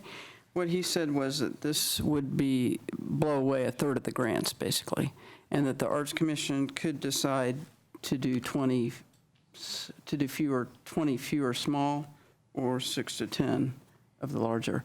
So it would impact what we've already committed to. However, the organizations have been told it is up to the council to approve every year. So it's definitely a message that we approve the community culture plan and now we're backing away before the 3rd year, right? Yeah. So I actually disagree with that. We're not backing away. We really support the community culture plan. It's just that when you go through a budget and create the priorities at the end of the budget, there aren't sufficient dollars. And so you need to make priority decisions about where those dollars are going to go. And in this instance, the recommendation from me to you is that the arts grant funding that was always one time, many have forgotten that it was just one-time funding, would be reduced from 450 to 235. But we still support the community culture plan. We hope that in future years revenues increase so that we can increase those dollars again, but we can never count on the fact that those dollars are always going to be there. Mary. The community culture safety tax that passed in, was it 2014? How does that show up in these bars? Does not. It does not. It does not. So there was $600,000 for public art that doesn't show up in here on top of everything. Okay, thank you. Over the course of 3 years. Yeah. And the 175,000 for the civic area project, has that happened yet? It's underway, selection and Okay, I just want to make sure I wasn't missing anything. No, you didn't miss it. I was like, okay. I didn't, but I was like, well, maybe the bridge is And the sculpture. did that come from the 8 million allocated to the civic area from the community culture tax? No. It came from funding in 2017 that we approved. We added that in 2017 to kind of really kick off the public art project, and particularly in cooperation with the redo of the civic area, but we still do have funding in the civic area for public art. Well, and it may show up in 2018, so it'll feel like we funded it in 2018. If that helps. Yeah. Any other arts questions? Okay, thanks. Jan. I was going to start at a little higher level and just talk about revenues and ask questions about revenues. So I've got two questions. One would be, I think I saw somewhere that your projection for construction and business use tax is it would be flat from this year to next year. Is that correct? It would be flat from the revised amount for 2017. So we revised it down by what we're actually seeing coming in right now. Okay. And you're making that based on what you see in the way of building permits and that kind of thing, or how are you doing that? Just kind Correct. of projecting We based on do revenues, or? Both, actually. We do work with, to get information on the permits that are coming in, along with what we're seeing as a trend. Sure. So I'm just curious about the building permit thing, because I think the perception is that there is some building happening. So I'm curious, is this just the lumpiness, you know, a big project comes in, or 2 or 3, but then they get built the next year or whatever, or do you see this as a trend? And at how many years, how many data points do you call something a trend, for that matter? We're going to let Maureen Ray talk about at least the trend piece, and we can then talk Maureen about Ray, the Public revenue. Works. I think it's a combination, partly the lumpiness of construction. Also, you all mentioned earlier, 2016 was a bit of an anomaly. So the activity levels that are occurring are more like 2014 and 2015, and there are some valuations that are down. In addition to what we issue permits for, revenues are also collected from the federal labs and CU for their construction activities. And some of those revenues are down. So you're calling that a trend or lumpiness? Well, I think it's just these are factors that are characteristics that we're currently looking at. And in terms of the long-term trend, I think we're still figuring that out. But in terms of what it's like now, 2016 was unique. Activity levels in terms of number of permits and inspections are more like 2014 and 2015. So there is a lot of activity out there. It's a different type of activity. Valuations are a little bit lower. And they paid for these projects already. That's correct. So we're seeing the activity, but they actually paid for it last year. Yeah. Correct. Okay, and then I think hopefully, I'd like us to all understand this property tax thing, because I think residents are a little emotional about that this year. And I'm confused about it, because when I see, mine's printed out, page 49, the, talks about property tax as a percentage of all citywide sources, and that's 46 million and 14%. And then the next page, it is 36 million and 25%. I understand why the percent would be different, because that's not including utilities, but why would the dollars be different? So can we just confirm the actual dollars of property tax? Can you repeat what pages you're looking at? Yeah, it's 49 and 50. It's these colored charts. Yep, so I believe as part of a heads up that was sent out regarding the utility slides, these two were also slides that needed to be updated, and so the real number, I believe, is the one on page 49. And it's updated online as well. So what we project to get in property tax revenues is $46 million. I'm looking to my staff to confirm, but I believe that's correct. That's the number that's on page 49. Yeah.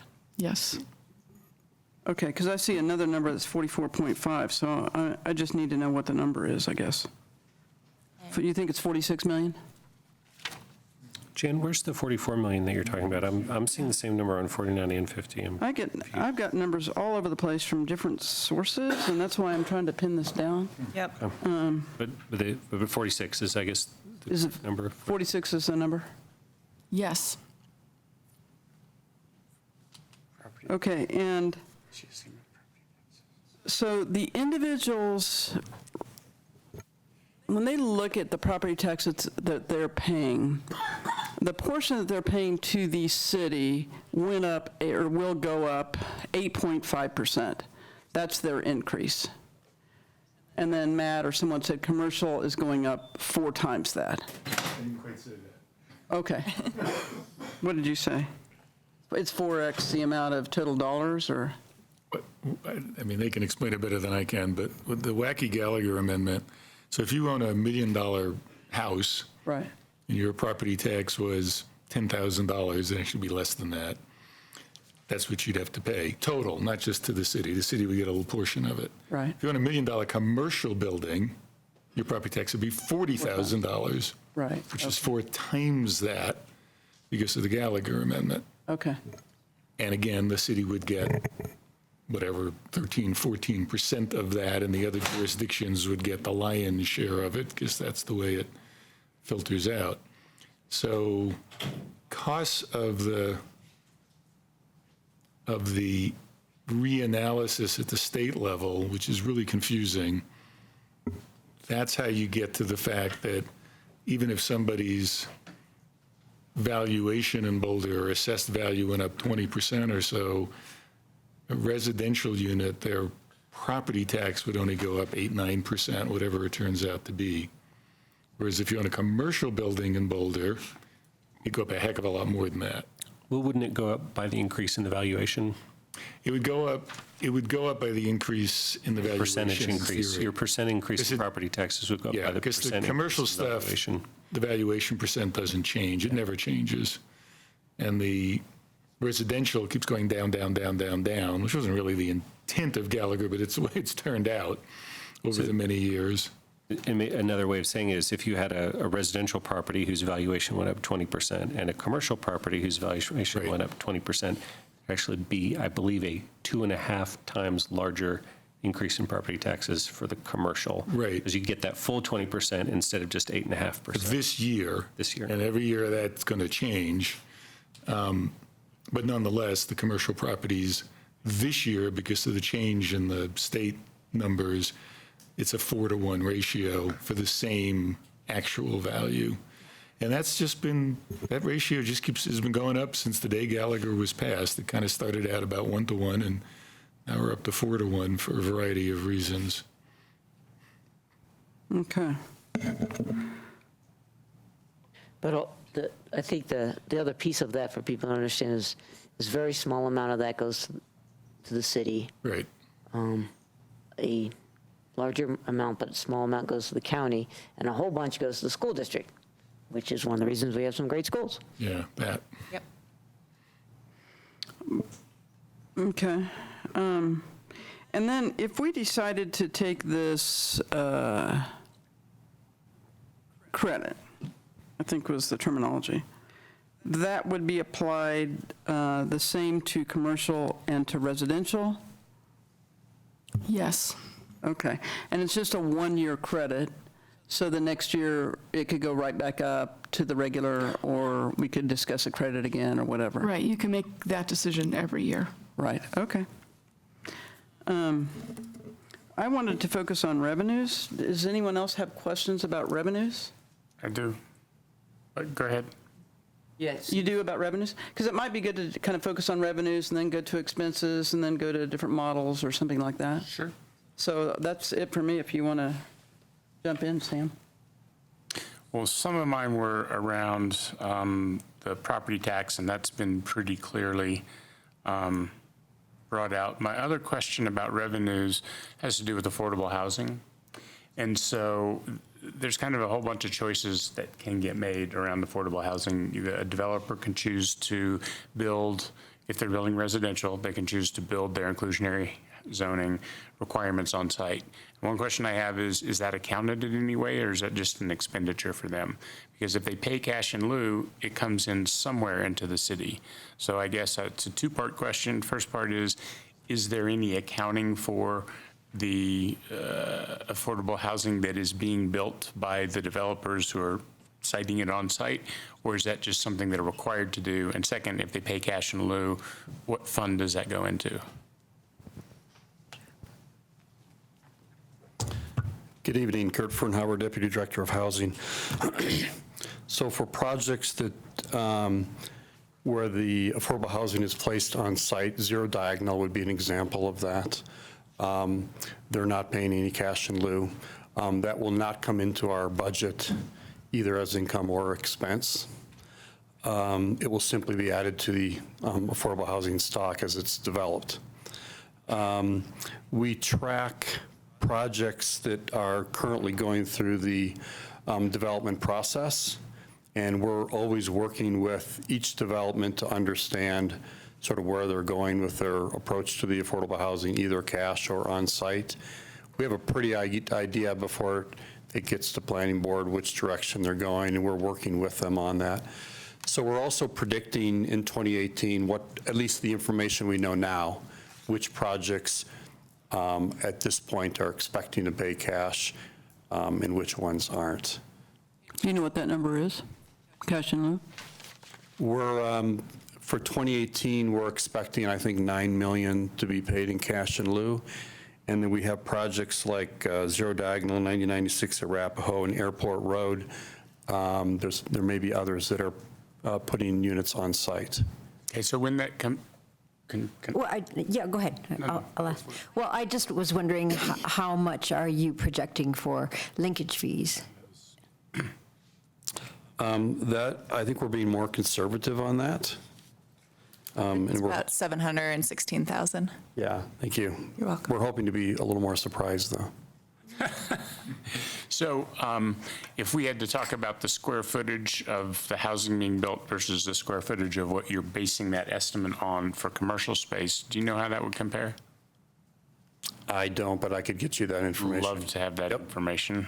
And so the other part of my question was, when we get the affordable housing cash in lieu, into what fund does that go? Is it under planning and planning, housing, and sustainability? Yeah, it goes under the Affordable Housing Fund, which is a portion of that.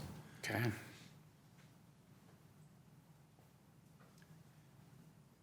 Linkage fees the same, the Affordable Housing Fund? Yes, that's correct. Okay. And I guess while I've got you up here, maybe I can save you another trip. I was going to ask about an expenditure side thing, but it was around the budget for affordable housing. I think if I can get this to go. Doesn't always do what I want. There we go.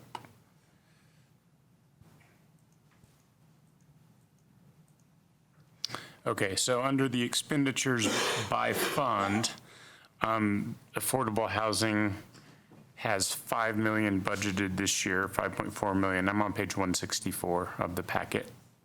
And so what projects is that intended for? I don't think that I can actually answer that because it's a competitive process, and the projects, put a proposal forward, so it would be unfair to me for me to actually. Okay, I wasn't give a sure view if on you that. had so much specificity because you were looking at particular ones. I see. So you usually are part of what's contributed to an affordable housing project, okay? Right. So this represents some multiplier on that for what will actually get built.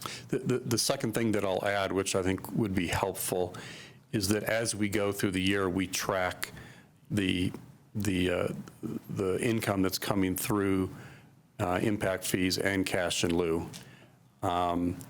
And if that is on target or above target, that would give us more flexibility to fund other projects as well, above and beyond what's in the budget. So I guess this is to the finance people. In order for that to happen, is that done through an adjustment to base partway through the year? Yeah. Okay, great, thank you. And then I think just one more question is planning, well, no, your housing, hang on. Community housing assistance, 3.3 million. And what is that exactly? What does that go for? Is that vouchers or what's that? So that would be very similar to the Affordable Housing Fund, and would be supporting the same types of projects. So there's a lot of flexibility with that funding, so it can support permanent supportive housing, it can support BHP projects, it can support infrastructure at the shelter. So there's a huge variety of places that could go. So where does the funding for that come from? That's property taxes. That's property taxes is what does that, okay. And community development block grants, that's not as big, as 550,000, that's federal? That's correct. What page did you say you're on? I'm on page 164. I said 162, I was wrong. It's down at the bottom. So I think that's all my questions. Thank you. Okay, good, thank you. Any other housing? Yeah, it's an expenditure one, but it's housing. I think it's okay. So Kurt, I have a question about Ponderosa, and I'm just trying to understand what we think that's really going to cost. If you look at the budget, it's got 570-something thousand for next year, and it's got $3.5 million for the subsequent year. And I know we're getting a bunch of flood money. But what I don't quite understand is how that's all going to net out in the end, and maybe we aren't quite there yet, in terms of what it's really going to cost the city to purchase it, minus the revenue we get from the flood money, of course, and do all the fix-ups that are going to be necessary and continue to operate it. Do we have any good sense of that yet? It's really hard to figure it out from the budget because it spreads out over multiple years. So. Sure. So the 2018 amount is really going to go towards the annexation process and designing the infrastructure on the site, and designing the sort of the final direction of the site. There's also an offsetting income of about just over $400,000 a year, that's in the budget, which we don't normally have, which is nice. So it almost offsets the expenses for next year. We have received 2 different estimates on a current design for the infrastructure, which is around $3 million, which is what's represented in the following year. What the costs that we don't know of yet, and we'll know better as we go through 2018, is sort of the solution for the housing and how much support that would need.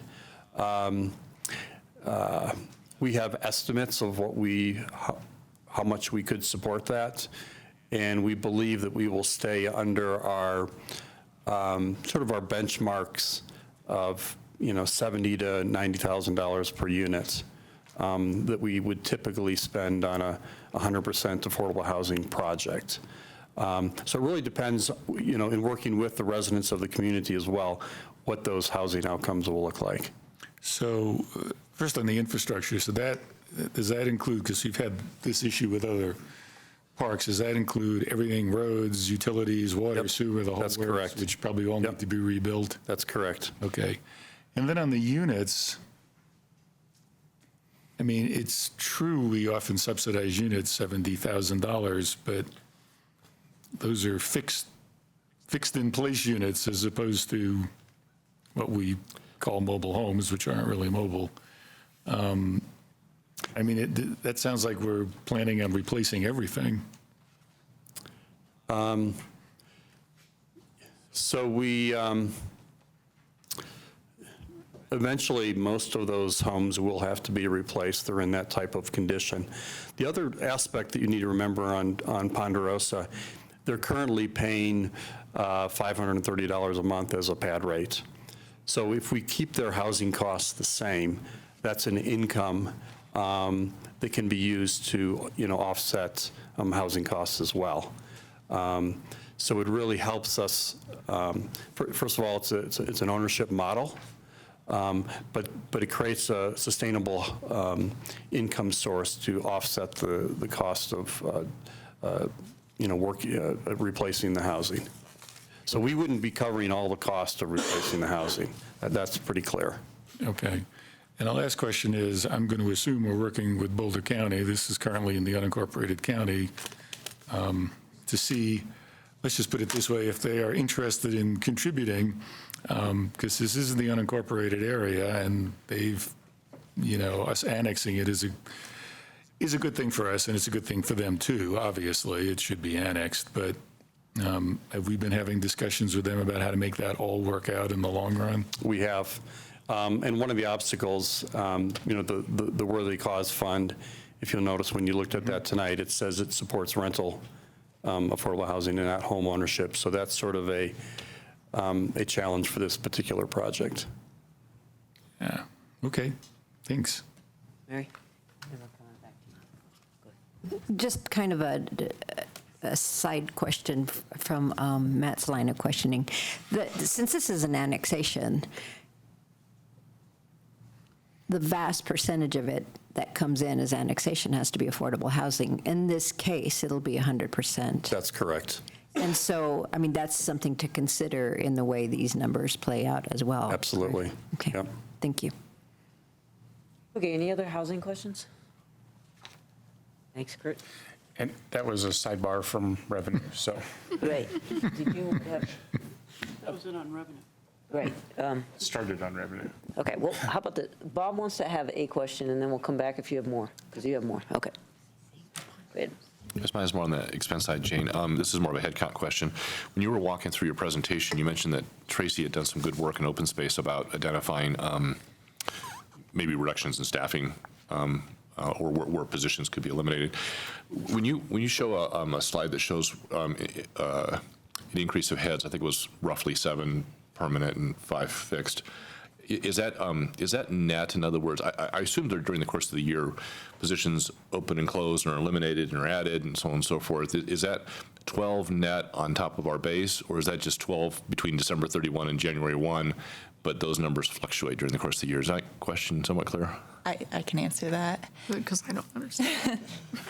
Yeah, in between different changes, fixed terms expiring, which we don't necessarily show, the net change is 5 FTE.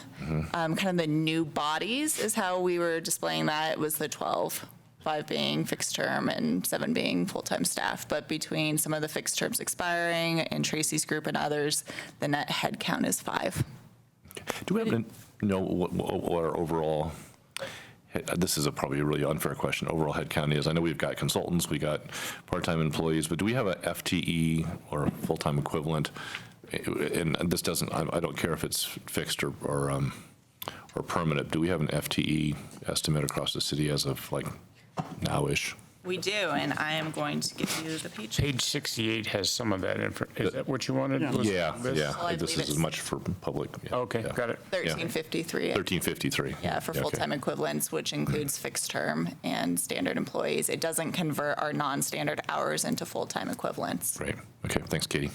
Can I ask a follow-up real quick? So what was the number you just said for full-time equivalent? Oh, gosh, I don't have the page, but 1353, she said. I believe. Okay. So okay, I just want to make sure I was looking at the right thing. 1453. 1453. Thank you. Thank you very much. Thanks. 1453. Okay, so we have people who have questions on your questions. Was that you? Yeah, I'm on the same topic here on page 68. I didn't understand what the variance 2018 base to 2018 rec, that's 34 people. Can you kind of explain this whole chart here? Yeah, it gets confusing when you have fixed terms that expire, and so part of the budget request includes extending some of the fixed terms. So we have fixed terms that are project-based that may be taking longer than what the original budget request was. So instead of a 2-year fixed term, we're including 1 more year to complete the project. And so the chart on that page really shows, okay, if here's our 17 approved. If we were to remove all the fixed terms that were expiring, it would go down to kind of a base 2018 budget. However, we know that we need to extend some of these fixed terms to complete critical projects. And so adding them back in provides you with the variable, the base budget. So that gets you to the 1453? Correct. So these are really not full-time people? They're contract people who are working full-time? We categorize them as fixed term, so it's similar to what you might think is a contract, where it's kind of on a temporary basis for some sort of, again, project-related generally or initiative, and then depending on when the initiative ends, we tend to expire those positions. So if we say, so the column that says variance based to recommended, that's 34 people, so that's including a bunch of these fixed-term people? Correct. I see, that we're just, they're working longer than we originally estimated. Okay. That's helpful. Good? Mm-hmm. Okay, do you have additional questions? I do have a few additional questions that are general in nature on the expenses that just kind of, I was curious, what percentage of the operating budget is taken up with salary increases? So we have an overall increase in the operating budget of, 6%? Is that right?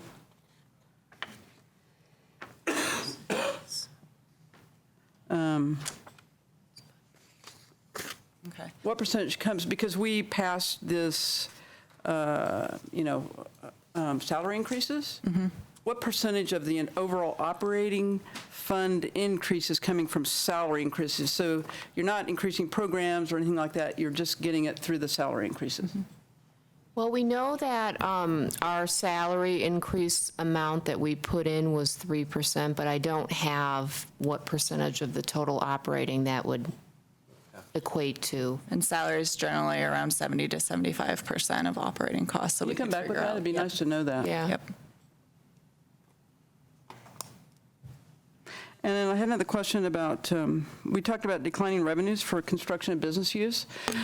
Since we budget very conservatively, I was curious what kind of decrease we'll have in expenses tied to that decrease in revenue.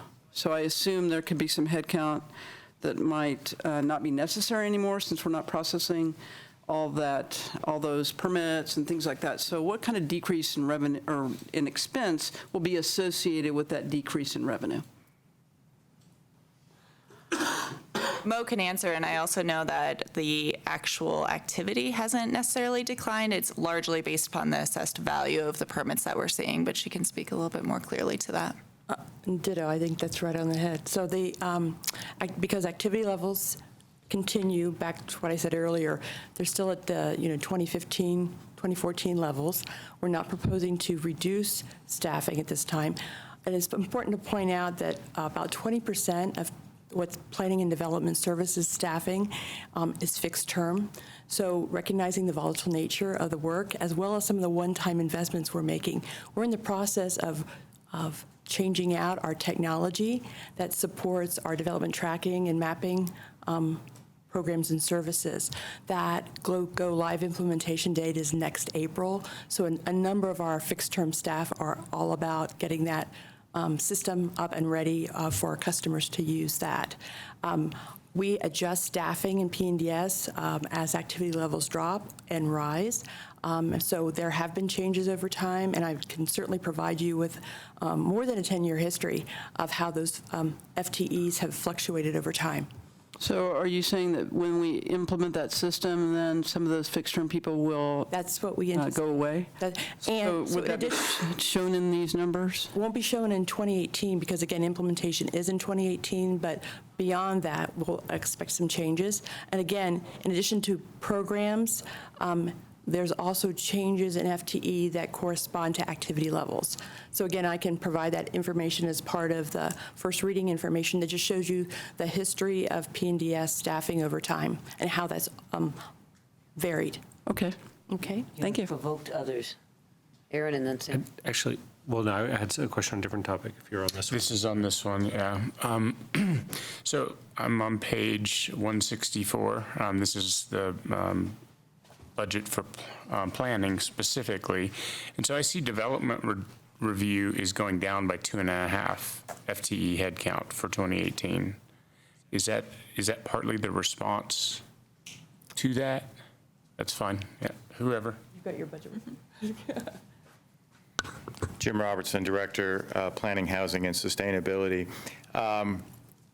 Yeah, what in essence, all of those lines there, which is, let's see, 1, 2, 3, 4, 5 lines under planning, quite a bit of what you see happening there is really positions being moved from one group to another.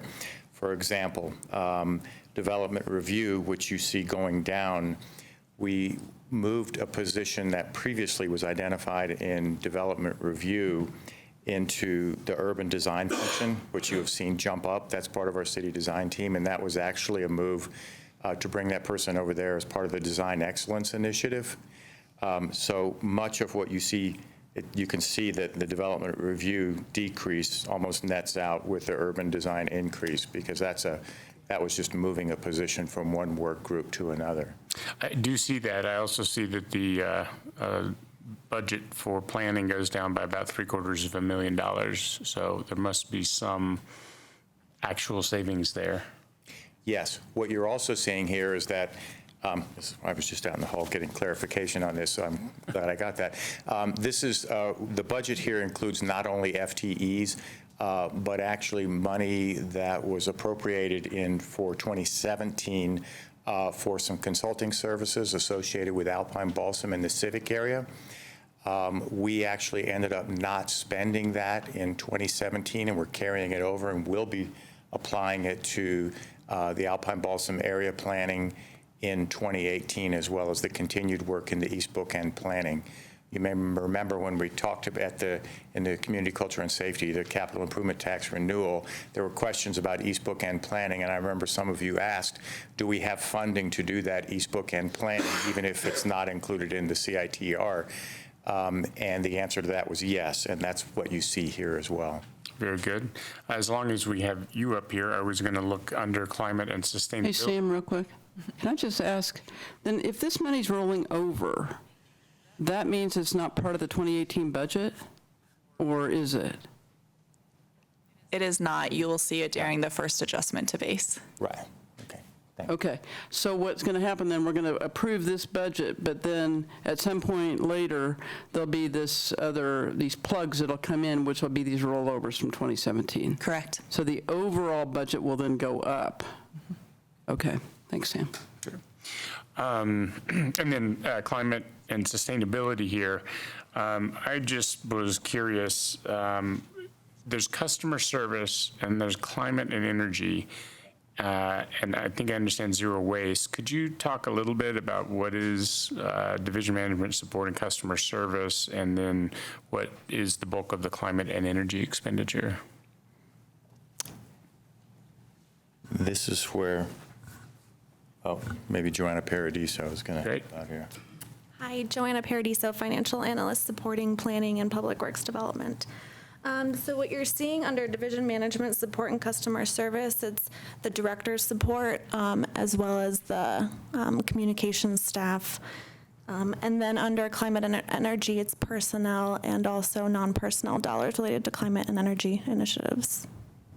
Okay, and so we have the Climate Action Plan tax that funds programs, right? Is that the source of funding for this? Or Yes. That Yes, is. for climate and energy, most of that funding is from the Climate Action Plan tax. And then the utility occupation tax, the part that does not go towards municipalization, do we know what that funds? That goes into the general fund to support all of the programs in the general fund. I see. And is that earmarked in some way to go towards things like energy service contracting for city buildings? Is it? No. So the base part of the utility occupation tax is the old franchise fee. Right, exactly. Right? And those dollars from the old franchise fee went, as Cheryl said, into the general fund and supported the police, the fire, the library, just all services.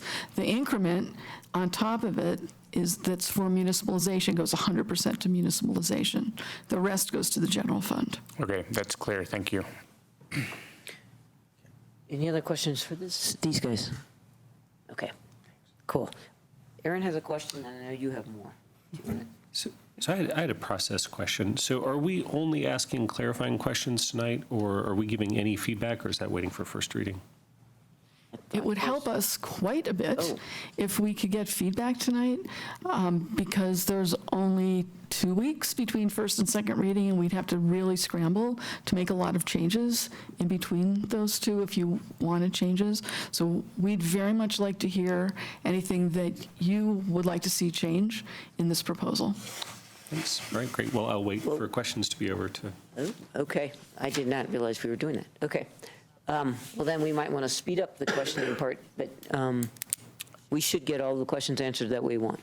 Okay, I have two things I'll ask. One is thinking a little more about the affordable housing.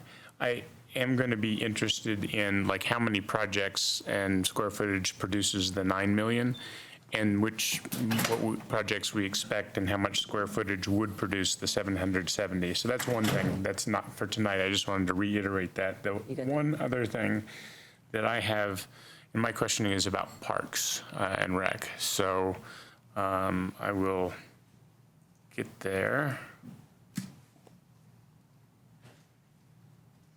So that's starting on page 157 is the budget there. And since the budget is going up $8.7 million, I thought I would just ask if you could give us a brief on where that's going and what we're seeing for that. I'm not looking at the page you're looking at, but I believe that refers to our capital component. Largely almost $9 million. Thank you, Katie. Earlier this year, when we visited with you, we both talked about Yvette Bowden, Parks and Recreation. We talked about taking care of what we have. You've seen correspondence for us throughout the year about investments in the neighborhood parks. The 8.7 is because we have, both to Councilmember Applebaum's feedback, really taken a hard look and prioritized some large-scale items that have waited a long time. You have seen the committee review options for us on those projects, and one of those is the pool. We have to have a component of what we're spending to go to projects like that, then capitalizing on what may or may not be coming from any voter-approved initiative this November. So we are all along going forward with this base level provision of taking care of what we have. And in this case, we've been holding off and saving to be able to create some baseline money to do basic services at those facilities across the board. You are seeing similar projects right now under our budget occur at the North Boulder Rec Center, where we're working on the pool. You see neighborhood parks being enhanced around the community, and that was in your packet. That's the capital portion of what you're seeing. Okay. And I guess then I would ask about the remaining amount, which is $800,000 or $900,000 of increase. So I see the capital component in there, which is your part of the capital upgrades that we talked about earlier. And then could be that there will be passage of a measure to provide even more funding to go further with those. But what about the other 900,000? Where's that increase coming from? So also early, and I think this goes to the operating portion of what we talked about, the council direction that was received earlier this year relating social equity has impacted Parks and Recreation and the RAF fund significantly. You'll recall a number in the package that about, I want to say 30 to 60,000 for OSMP, but the vast majority, 333,000, impacts Parks and Recreation, and we are doing various things in the budget to cover those. You also heard early in Katie's presentation how we hope to offset some of that by reducing roughly $80,000 in expenses and then making minor adjustment to fees for exclusive services. And I'll also remind council, as part of the first ATB and an extension of living wage and what open space did during the 2017 budget, is we converted 6 seasonals. So you'll notice that in the detail page between parks, park operations, natural resources, and forestry, all of whom utilize seasonals year-round, 40 hours a week, every week. And so those were converted during the first ATB and not necessarily an additional 2018 budget request of almost 300,000. And if I could compliment my colleagues in open space, this is also work that we've talked about a lot together, and so we were able to do some of that prior to them rolling it out into this budget. It's the same type of organizational effectiveness work. And one last question from me. I just want to dig down. I think I understood what you said, but did that change in wage policy? Is that what led to the jump in rec center O&M operations and maintenance? It's both that, and then also the timing of replacing equipment has come up for some of the larger pieces. So again, it relates to our ongoing maintenance of capital, kind of minor maintenance of capital items. This will not mean, for example, a wholesale replacement of all of the fitness equipment in a rec center. Instead, you have ongoing maintenance things and things that reach the end of their life cycle. Part of the direction that council gave in 2014 under our master plan was to make sure that we were timing that effectively over the life cycle so that you don't reach these periods where everything gets decommissioned at one time and you're really in a problem. And so we've tried to be more aggressive in our maintenance and replacement schedule. What you're seeing in this budget, for example, would look at the life cycle of things like spin bikes, which actually in Boulder get a lot of wear, and perhaps going to the ones that are oldest, ellipticals, and replacing those. And you'll see that over several years as we develop a more, not only robust asset management program, but life cycling out things. Our customers across the system expect to be able to have working equipment when they visit the facilities. This is part of living to that commitment. That's all. Jay. Hi, Yvette. I have questions as long as you're up here. I'm looking at the packet. There was a table in the study session packet where you were outlining the changes in rec center fees. And I had a question about lap lane rental agreements. Now, you mentioned that the adjustments in the fees were going to be done based on what type of uses there were. And in the lap lanes, you've got 15, the new price, the new fee will be $15 per lane.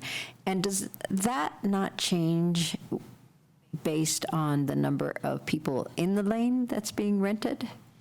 There's a difference between regular rec center visitor use of a lap lane and these rental agreements. So we have several different things going on here, some of which you saw us visited with last year when I talked about, for example, the new joint use agreement with Boulder Valley School District, where you wouldn't necessarily see all of this fluctuation because of what Jane referred to in adjustment for youth. And obviously, we have tried to work over time with our more exclusive users on trying to not negatively affect any particular group. Where you might see this occur, and we are still working out all the details on how this we don't want this to affect negatively on those who need this facility most, is where might we look at adjusting rates that affect exclusive use. What I mean by exclusive use is not those that serve the general community, and we certainly don't want to affect things that would allow us to scholarship. So it may affect things like a lap lane, and that becomes more or less affordable as our partners program differently. We've, as you know, I've visited council several times to talk about swimming in various iterations over the years. The work that we have done around the aquatics feasibility study led to additional review of how do we assign lap lanes, how do we charge for them, and the like. We still have some work to do in this table. So if I'm understanding correctly, what you're saying is that there are different groups that come in and rent lanes. Correct. The fees may vary depending on who those groups are. Correct. Okay.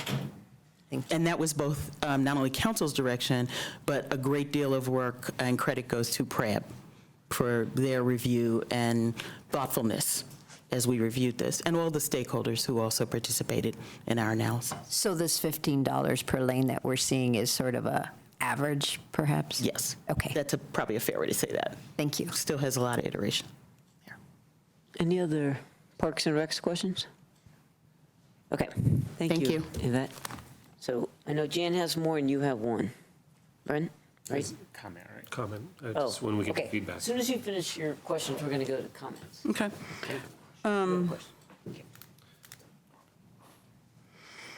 We have two scenarios around the UOT in here. One is that it doesn't get passed, and the other is that it does get passed. And I noticed some program expense and people expense that would decline, assuming that it didn't pass. Tom, I was wondering in regards to the head count on your staff, because your staff has spun up quite seriously in the percentage of their time they've spent on UOT.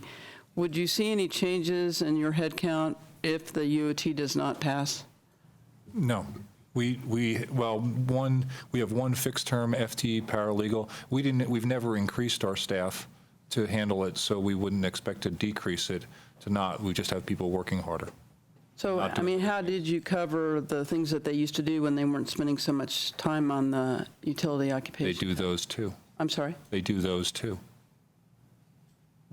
Keep in mind, we have a lot of outside counsel as well. Uh-huh. Okay.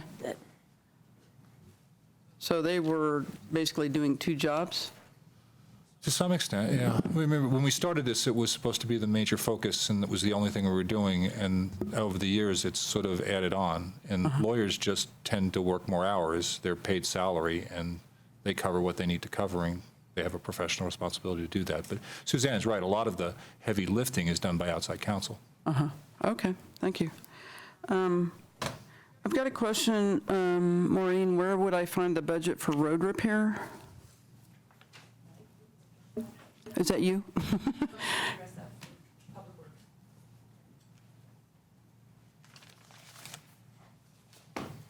Mike, if you can point to the page, it would be helpful.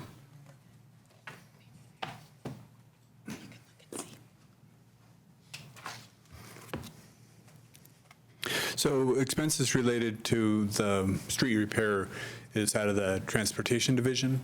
Okay. And so trying to find it quickly here. So the significant changes are listed on page 174. Where's just the background information, Kate? Should be right around there. Okay. Oh, departmental detail. 176 is what I'm hearing the audience. Yeah, but I there you go. Yeah. So on page 176 is the transportation division, transportation maintenance. So towards the top of the page, you can see the recommended budget is the 3.276 million.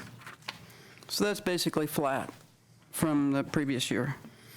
Correct, yes. Okay. And then, just to be clear, there are elements to things like pavement maintenance, which are considered a capital expense, and so those would be shown under the project management heading, in that we do things like maintenance both in a capital way and in a routine way. So if you do things like pothole repair, where would that go? That's under the transportation maintenance line. Okay. And what would go under project maintenance again? So, or management? Yeah, what we also do out of the capital budget is we spend somewhere in the neighborhood of $4 million a year in our pavement maintenance program. So more of the overlay and the chip seal and those types of programs, which are capital maintenance instead of routine. I see, but the project management is done out of this fund? Correct. Okay. Yeah. So that's going down a lot. So the intent of the capital, the pavement maintenance program is that if we catch it, then it's never a pothole. So the whole intent is to try and do more of the preventative programs to honestly not have any potholes. Mm-hmm. That doesn't happen perfectly, but. So, but if you're going to do more of that, then why would the management of that program go down $500,000? Yeah, so there's a lot of moving parts in that project management work group, and then we also do a lot of our capital projects, which are grant related, and so those tend to be really lumpy. For instance, in any particular year, it could go from just $1 million to I think in 2018 it's somewhere in the neighborhood of $5 or $6 million. So it tends to go up and down with the federal cycles through the general regional council of governments. Thank you for that. You bet. Appreciate it. I've got one question about, we've kind of got the two scenarios, Jane, with the UOT, but I didn't see anything like that with the capital tax. So what would be our options if that did not pass? So if it does not pass, then the projects that the city has placed on that would not happen. If at the same time this budget or some form of it passed that did have a general fund capital component to it, we would take those dollars, which we're proposing is around between 3.6 and 3.7, and try to figure out where those dollars would go for our most important project. Right now, that most important project is the radio infrastructure, which actually costs more than $3.6 million, but we would try to allow that to occur over a 2-year period, rather than in a single year. I'm sorry, I kind of missed where the 3.6 is coming from. In the recommended budget that you have in front of you, you have a general fund capital, which is a new item of $3.6 million.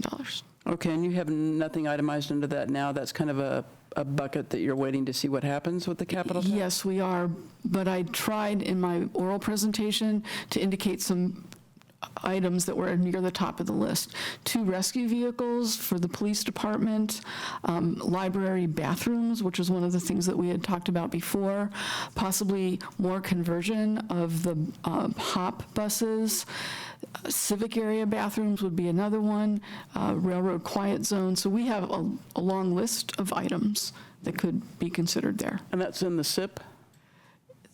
They're not currently funded in the CIP because the CIP is usually not general fund, and that's why we're creating a general fund capital piece. Okay, yeah, thanks, I remember now.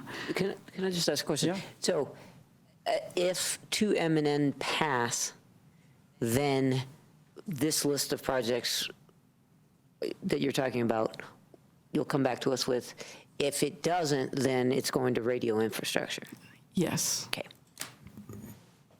How are we doing here? Okay, and I've got one more question, and that's it, and that is, have we ever considered going to a centralized purchasing model where we look at commodities and things that every department buys and could get leverage out of centralized pricing?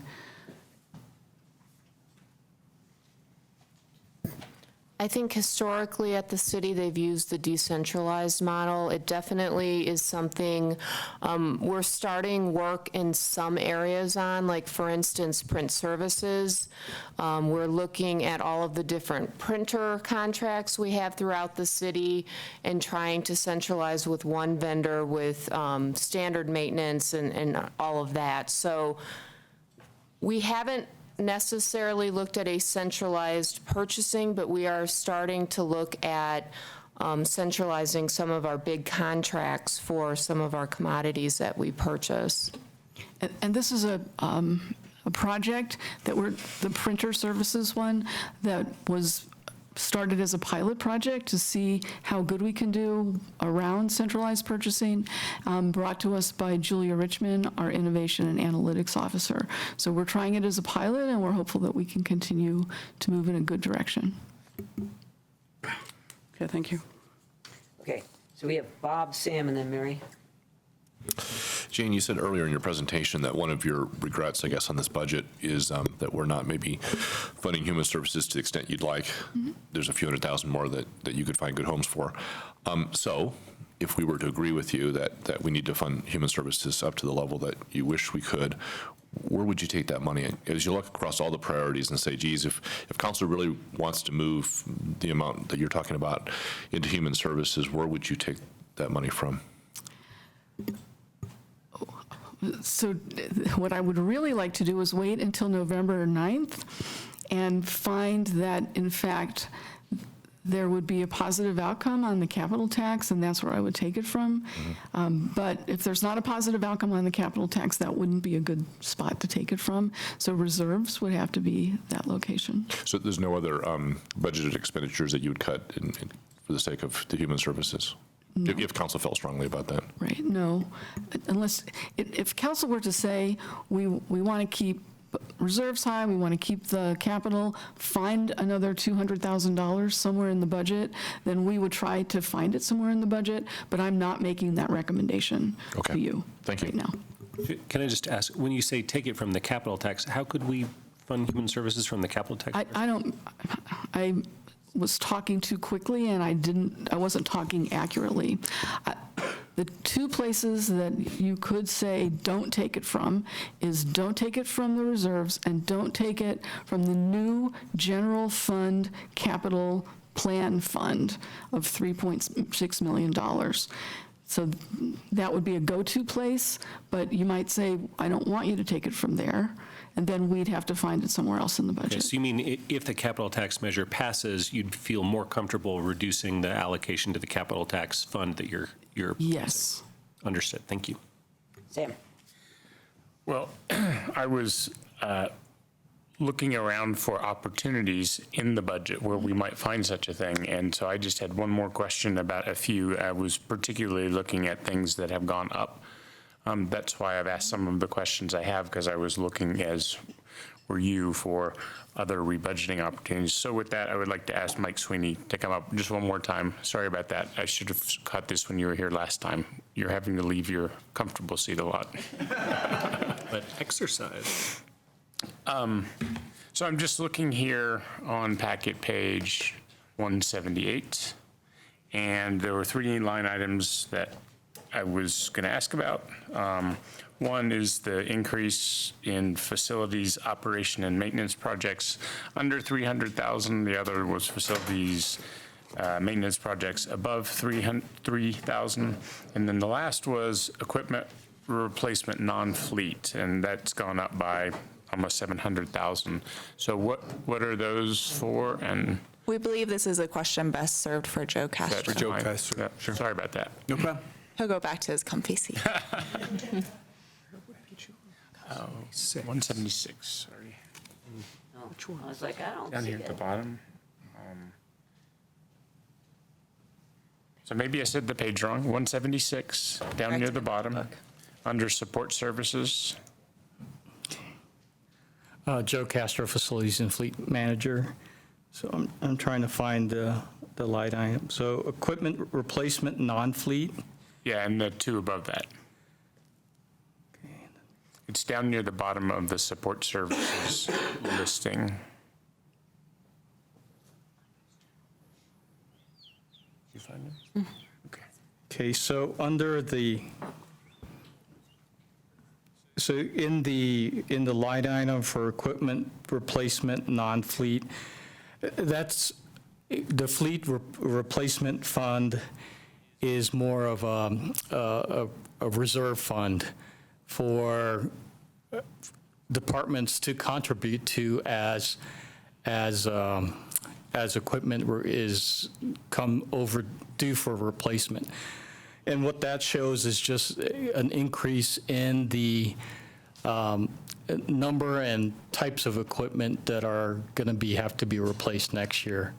And again, that's kind of the ups and downs of types and number of equipment. In this case, I'm not particularly sure which type of equipment is going to be changed out for that year, but something I can look for.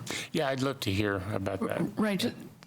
Just to say a little bit more about it, on the one slide that was really impossible to read, that we showed all the different funds, this is a fund that's been a savings account fund, if you will, that different departments have put dollars into, getting ready to replace equipment that is falling out of its useful life.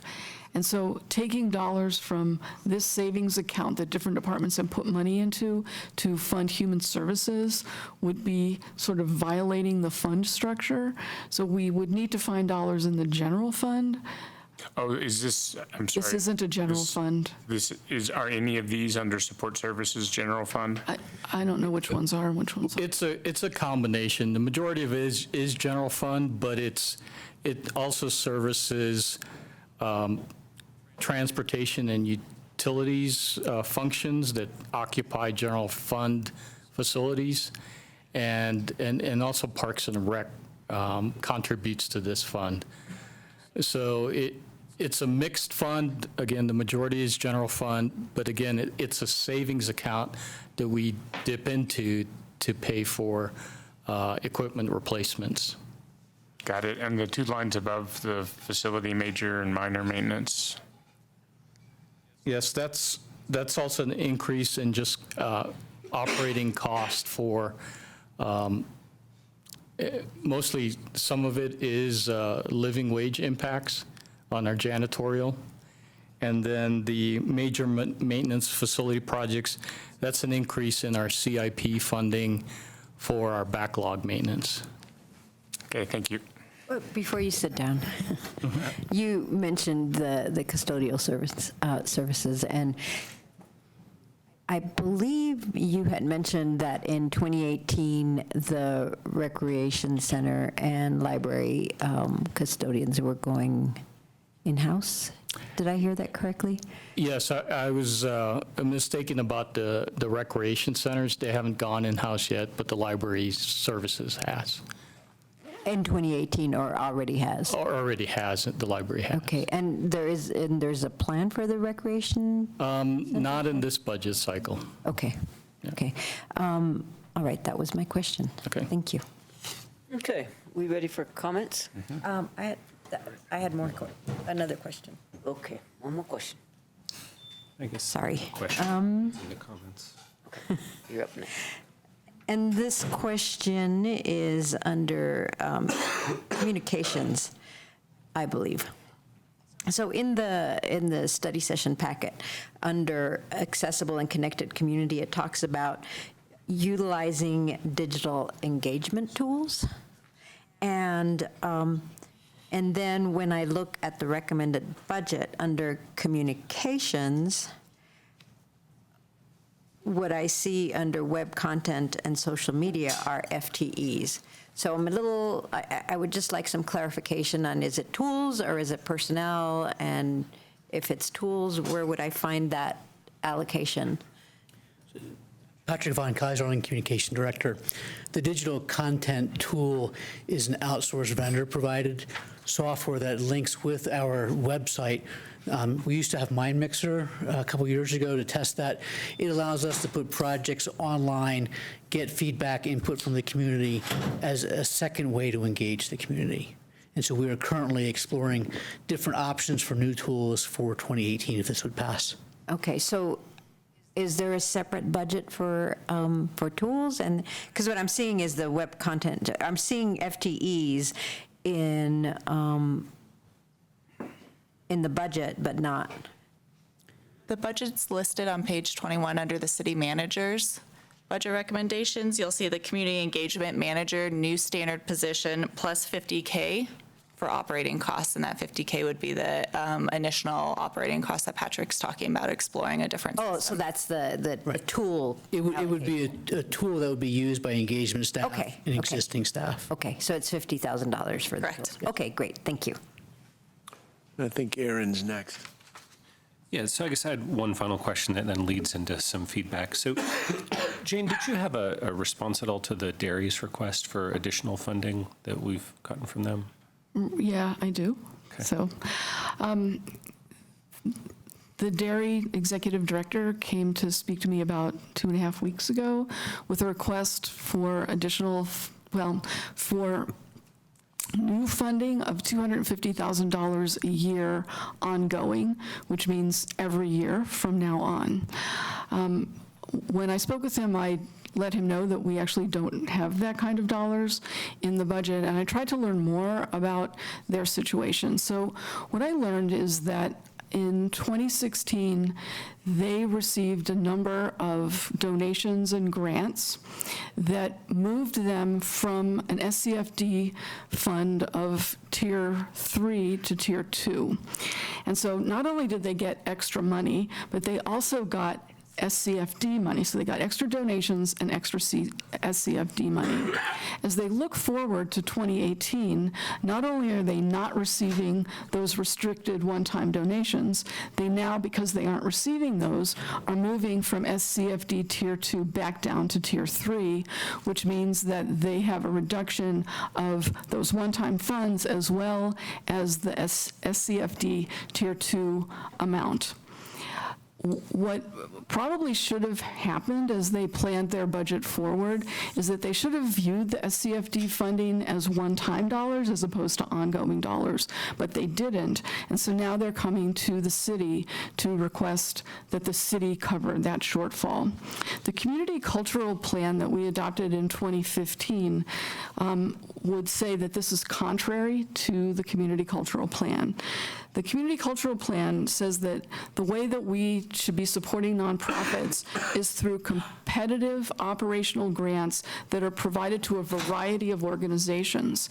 If we were to provide an operational grant of $250,000 ongoing to the dairy, we would not have sufficient funds to provide it to a variety of organizations. We already do support the dairy in a number of ways. First of all, they have one of those 3-year operational grants of $50,000 a year. We provide under our lease with them maintenance for major maintenance changes, I guess, at the dairy to the tune of around $60,000 a year. They have a lease for $1 a year when the fair market value of the building is in the hundreds of thousands of dollars. So it seems to me that we're already supporting them sufficiently. And on top of all of this, if we were to say to one favored organization, we're going to supply you with operational funding from now to eternity, I think we'd have a line out the door of nonprofits that would want us to do the same for them. So the precedent value of this is unfortunate and difficult. So my recommendation is that we not move forward with it and that we ask the dairy to take a hard look at their operating costs and possibly a hard look at the fees that they charge in order to make up the shortfall for what was one-time funding that they turned into ongoing operating funding.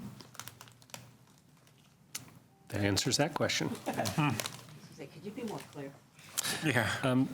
Okay, well then I'll just segue, I'll move on to a couple of comments. I'll just say I think the budget's in great shape thanks to everyone for extraordinary work in so many ways, and I think the new initiatives that the city is proposing, I think, are generally really on track, and I really appreciate a lot of what y'all are focusing on. I won't talk for a long time about this, but I'll just say, to highlight one, the additional human services funding, I think something that I'm a big supporter of and I think is really important for the community. I think it supports our community values and will help a lot of people in need, so thank you for that focus in this budget year. And there are lots of other great things, I won't go into them. So the one thing that I would like to look at investigating a change to would be the arts funding that I was asking about earlier. I understand that the reduction is in one-time amounts, that the ongoing support for art grants is going up a little bit, which is great, but that but still, since the one-time funding proposed for 2018 is substantially less than the one-time funding for 2017, it would result in a substantial decrease in the overall funding for the arts in 2018. So I would like to see those the art funding stay at least static in 2018 from 2017. I mean, maybe not including the one-time civic area arts grants, that was a special thing, but taking that out, seeing if we can't find the funding to make at least those arts grants static.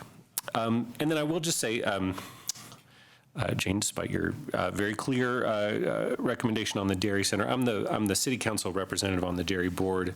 I understand a lot of the concerns that you're raising there. The one thing I do want to highlight about the value of their request is their function as a community arts center that provides under-cost space for community performing organizations and an office space for community arts organizations of different kinds. So I think that without some additional city support, they will provide less of that function, that they'll have to go to more of a cost model in the rental space that they provide for performances and for office space. And I think that's a kind of a special case that I think we could potentially use to support that. So that's something I'd like to see us consider as we work through the budget process.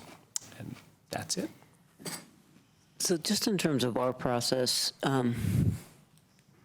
Jane, you said you wanted feedback. Do you want to know if everybody agrees with him? I wasn't really prepared for us to do this tonight, but, or do you just want to have a sense of the flavor of things that are on people's minds? So truthfully, I'd like to know if on this particular item, the council agrees, because that changes the way that we look at how we bring forward first reading. But I don't want you to have to vote or do anything like that. So if you can maybe have a flavor of it that would help me understand what to do for first reading, that would be great.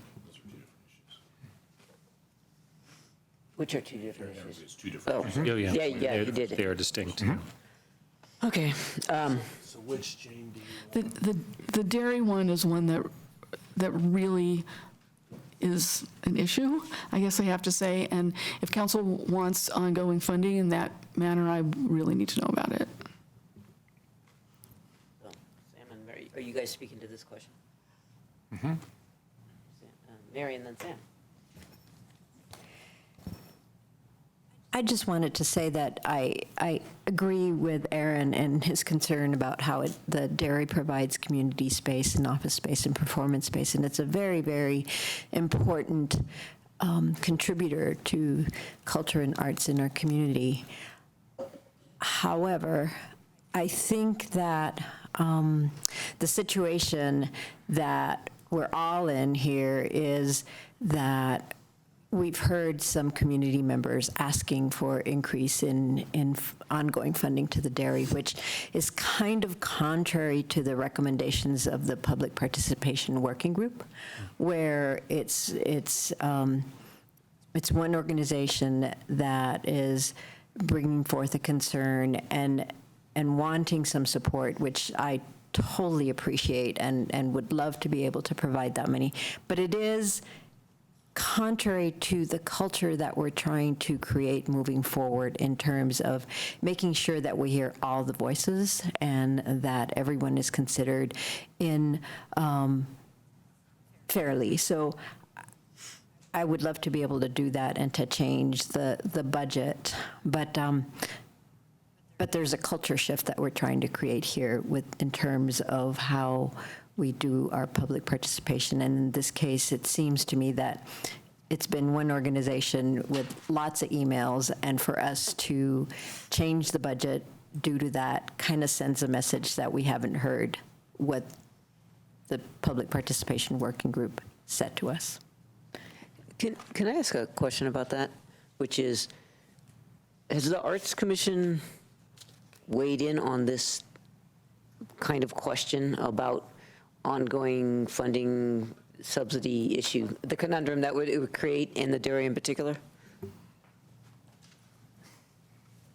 So during the cultural plan process in 2015, as the Arts Commission worked through redesigning the grants program, they did address this over the course of about 5 months of wrestling with this, along with other issues in the grants.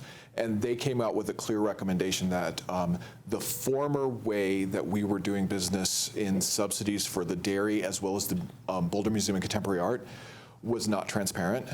And so they wanted to bring that in line with the good stewardship of the grants program. So they made the conscious effort to move those to the competitive grants process. And in this first 3-year cycle of grants funding, they did grandfather both organizations in. So they weren't competitive in this initial round in order to transition them into being competitive for the 2019 general operating expense. Right. Thank you. Sam. I wanted to speak in favor of two things, the arts funding, but also the human services funding that was originally proposed. I mean, I think they're both relatively small budget items. When I look at just the general fund, they're about 0.3%, 0.35% of the general fund. So not even talking about moving a percent around within the budget. And so for me, I'm very interested in seeing if we can get those numbers and levels up just a little bit. I don't feel qualified to weigh in on the process questions raised by the arts. I'm pretty uncomfortable with changing a budget to direct funding to a particular community organization. I really like directing it through an arts or our organization, which allocates the money based on criteria. So maybe some of this additional money would be available for that, but I would like to support additional money in the budget for both the arts and the human services, back to where you originally had hoped to get them to. Can I ask a question about that? And that is, one of the things that was mentioned was if 2M&M pass, sorry, does that 2M and 2M pass, that it might free up some money for these things. And I guess the question is, process-wise, we won't know that for 2 months, but meanwhile, we're passing the budget in beforehand, right? Right. There's always the opportunity for adjustment to base, right? So if we allocate it now and it weren't to pass, then it would be even that much more important that we had done so. And if they do pass, I'd be very comfortable listening to whatever adjustment to base suggestions staff gives us. Agreed. Bob, and then Matt. So that's exactly where I was going, Sam. Thanks. First of all, I agree with Mary and with Jane with respect to the dairy. I think this is out of process, and I think it's important for us to stay in process. And we could probably talk about it all the time, but I don't support, Aaron, this one-off opportunity for all the reasons that Jane and others have said. I agree with Sam completely that if I were to make I think it's a great budget, by the way. Fantastic job, guys, for everybody in the room. Thank you very much. The only two things I would change were the same two that Sam, and I would put them in order. Human services by far and away would be my preference for the next couple $100,000 that I would spend would be for human services, to your wish list, Jane, and then if we had another 100 or two to backfill for arts, as Aaron and Sam have said, and so I like Sam's idea where we allocate maybe contingent allocation or whatever you want to call it, so that you know that it's the wish of council that if money becomes available as a result of the election, because ballot measure 2M passes, then that's the next dollars we'd like to allocate. Take them out of that 3.7 million of that capital fund and allocate them first to human services to the tune of a couple $100,000, and then perhaps another 100 or 200,000 for arts. If it doesn't pass, then I guess we might have another discussion, next year about where our priorities are. But that's where I would go. I wouldn't make any other changes to the budget other than those. Thank you. I actually had Jan next and then Matt. That's okay. We'll let Matt talk. He hasn't talked at all tonight. Go ahead. I don't care. Anyway. Yeah, I agree with what Mary said, too, and also Jane. I think you need to be cautious here, especially when you're looking at ongoing funding, and especially when you're looking at the process that we really need to make a heck of a lot better than what we have. At a very minimum, the Arts Commission should weigh in on this, but in terms of extra money, that's a tough one, and And Aaron, where I disagree with you, and I think you'd be setting another bad precedent, is taking one-time money in a year where we had some one-time money and then being annoyed that we're not continuing it as ongoing money. If we start doing that, we're going to be in deep trouble.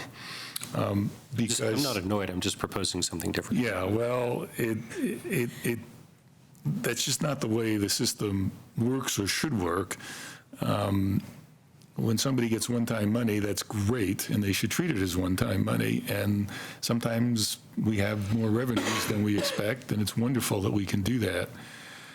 But to then look at the previous year and say, wow, we had $450,000 in one-time money, and now we're knocking it down because we have a tougher revenue year. Yeah, I have a real problem with that. And I have a real problem with the concept that somehow this needs to be ongoing every year. No, it doesn't if it's one-time money. And at some point, the city will really have a tough revenue year. That's inevitable, where revenues will definitely fall. And you're not going to have any of that one-time money. And I think you just need to make sure people are treating it that way. And I think that was one of the mistakes the dairy made. And I think that's the situation you may be getting yourself into in arts in general. Let's remember, arts and culture have gotten very significant multi-million-dollar shares of the last capital tax and also this capital tax. So they're not exactly being underfunded in Boulder.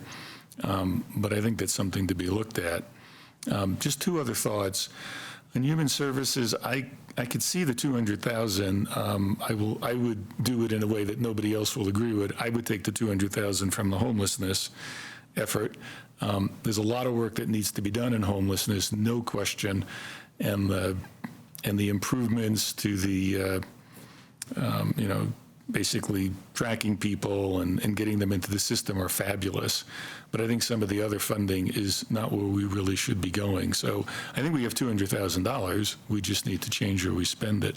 And the last thought is on, gee, if the capital tax passes, which it probably will, now all of a sudden we have this great source of money. Let's just steal from the capital tax and start adding 200,000 here and 200,000 there to ongoing budget. I won't be here for that. I would just say that's an immense mistake. It has been a long time coming for us to finally get a capital line item in the general fund. And if you go back and look at the pages and pages and pages of capital items that we don't fund in this city, many of them pretty important, many of them dealing with backlogs of maintenance, I think it's absolutely the wrong approach to say, well, okay, having now finally put something in the budget for that, now that's a great place to start taking money out of anytime we need any money for anything, because who cares, right? I think that's a huge mistake. If you really want to find the money, you should find it somewhere else, even if it might hurt something, instead of taking it from the capital budget. I mean, if anything, the general fund capital budget should be higher if we are ever going to work our way through the tens of millions of dollars of backlog and general fund capital items that eventually in this city need to be dealt with. And the right way to deal with them is really funding them in the budget, not going out for taxes each time. And so I think that was a great idea in this budget, and it would be a real mistake to go after it. Other than that, boy, I agree with my colleagues on it. It's a really good budget. Is every penny exactly in the right place? Look, it's hard to know. But in terms of funding, first of all, the things we need to fund as a city, and secondly, being true to our master plans and our goals, yeah, I think it's a really excellent budget. So I would pretty much leave it the way it is. Some tinkering always seems to happen, but I haven't seen anything that's compelling enough to convince me to do that. Yeah. Well, there's got to be a curmudgeon in every crowd. And it's going to be me tonight. Or somebody cares about the city's revenue. Yeah. So I really appreciate all the work that everyone put in. Katie, great job on the first year. I'm going to speak from what I feel our constituents are feeling. And that is, they're not feeling so good about their property tax increases. And I've had a lot of people say, that's it, I'm not voting for anything else because I'm pissed. And so for us to come out with an operating budget increase of 6.6% when our revenues are wobbling, I think that is not showing respect to what we call governance. So I don't feel so good about that. And what I really don't like is that other than maybe a little bit of discussion around open space, I didn't hear any initiatives to take money on. No reduce expenses initiatives. In the business world, we often went through a process called stop, start, and continue. And that's a process where you really look at what you are doing, what every team is doing. What are we going to stop doing? What do we continue doing because the constituents value it? And what are we going to start doing? And I feel like we start a lot and we continue a lot, but we never stop anything. And I think that adds just loads and loads and loads of stuff to us in terms of what we try to manage, but also to the entire team. And I don't think it serves us that well. I really think we should start thinking about what are some things that are not valued by the community as much as we might value them ourselves, and let's stop those. So I think it's bad governance to just not have any, and by the way, like Matt says, we're going to have a downturn. We should be preparing for that downturn. We shouldn't wake up and say, oh no, now we have to lay off 20% of our people. So that is a process that I think should go on every year. Number two, back to the property taxes. We've got $8 million of new money. And that's kind of the way our constituents are thinking about that. And by the way, this is tough on them. A lot of people are on fixed income. They don't have a way to really come up with that money. And I don't think we show them respect if we don't really have a conversation about that. Should we do a credit? You know, maybe that's a conversation we should have. If not, what are we going to do with that money that shows respect for that increase? And Jane, I love the fact that you've come up with a capital program for general fund. But we got a note, I reread it from a guy last year, and he said, look, property taxes are going up. You should provide to the people who are paying those property taxes new safety, health and safety kinds of things. Basic services like fix the roads, fix the potholes, make sure you get the ice and snow cleared off, have enough police people that we feel like we're safe in our community. So I think one thing I've thought about before is if we, in a property tax increase, if we decided not to do a credit, if we took everything above cost of living and we put that in a special pot that said, this is going to be the community pot that is the highest needs valued by the community. And we hear those often in the surveys. So it's not that we don't have the information. Next is, I've mentioned the fact that I just learned a couple weeks ago that we don't centralize our purchasing. And I've had business people who are CFOs of major companies, and wow, they look at me like we are nuts. And you know, businesses did this 15 and 20 years ago. And what I hear is that when they did that, and governments as well, they save from 15 to 20%. And so that's what I'm talking about. If we want to fund the human services or we want to fund the arts, let's go find the money. And I think we can do it through efficiency. And that's one I'd really like us to look at. Rather than doing a little pilot around printer services, let's really look at, can we centralize purchasing? And I know that the culture here is all power to the department, but we have to look at the taxpayer dollars and what can we do to become more efficient. And then my next point is around governance, and this is my own particular hot button. I see, Jane, particularly the city manager's office increasing in staff, and I've asked for this before. Our our people don't think we have good governance. They rate us, I don't remember, 46 or 48%, which is not really great. And I've asked for an ombudsman before, someone who can represent the citizens to the staff and help the council deal with particular issues. An example of that was a water main break. There's an example going on right now with road construction up Iris. You know, these poor people just banging their head up against the wall.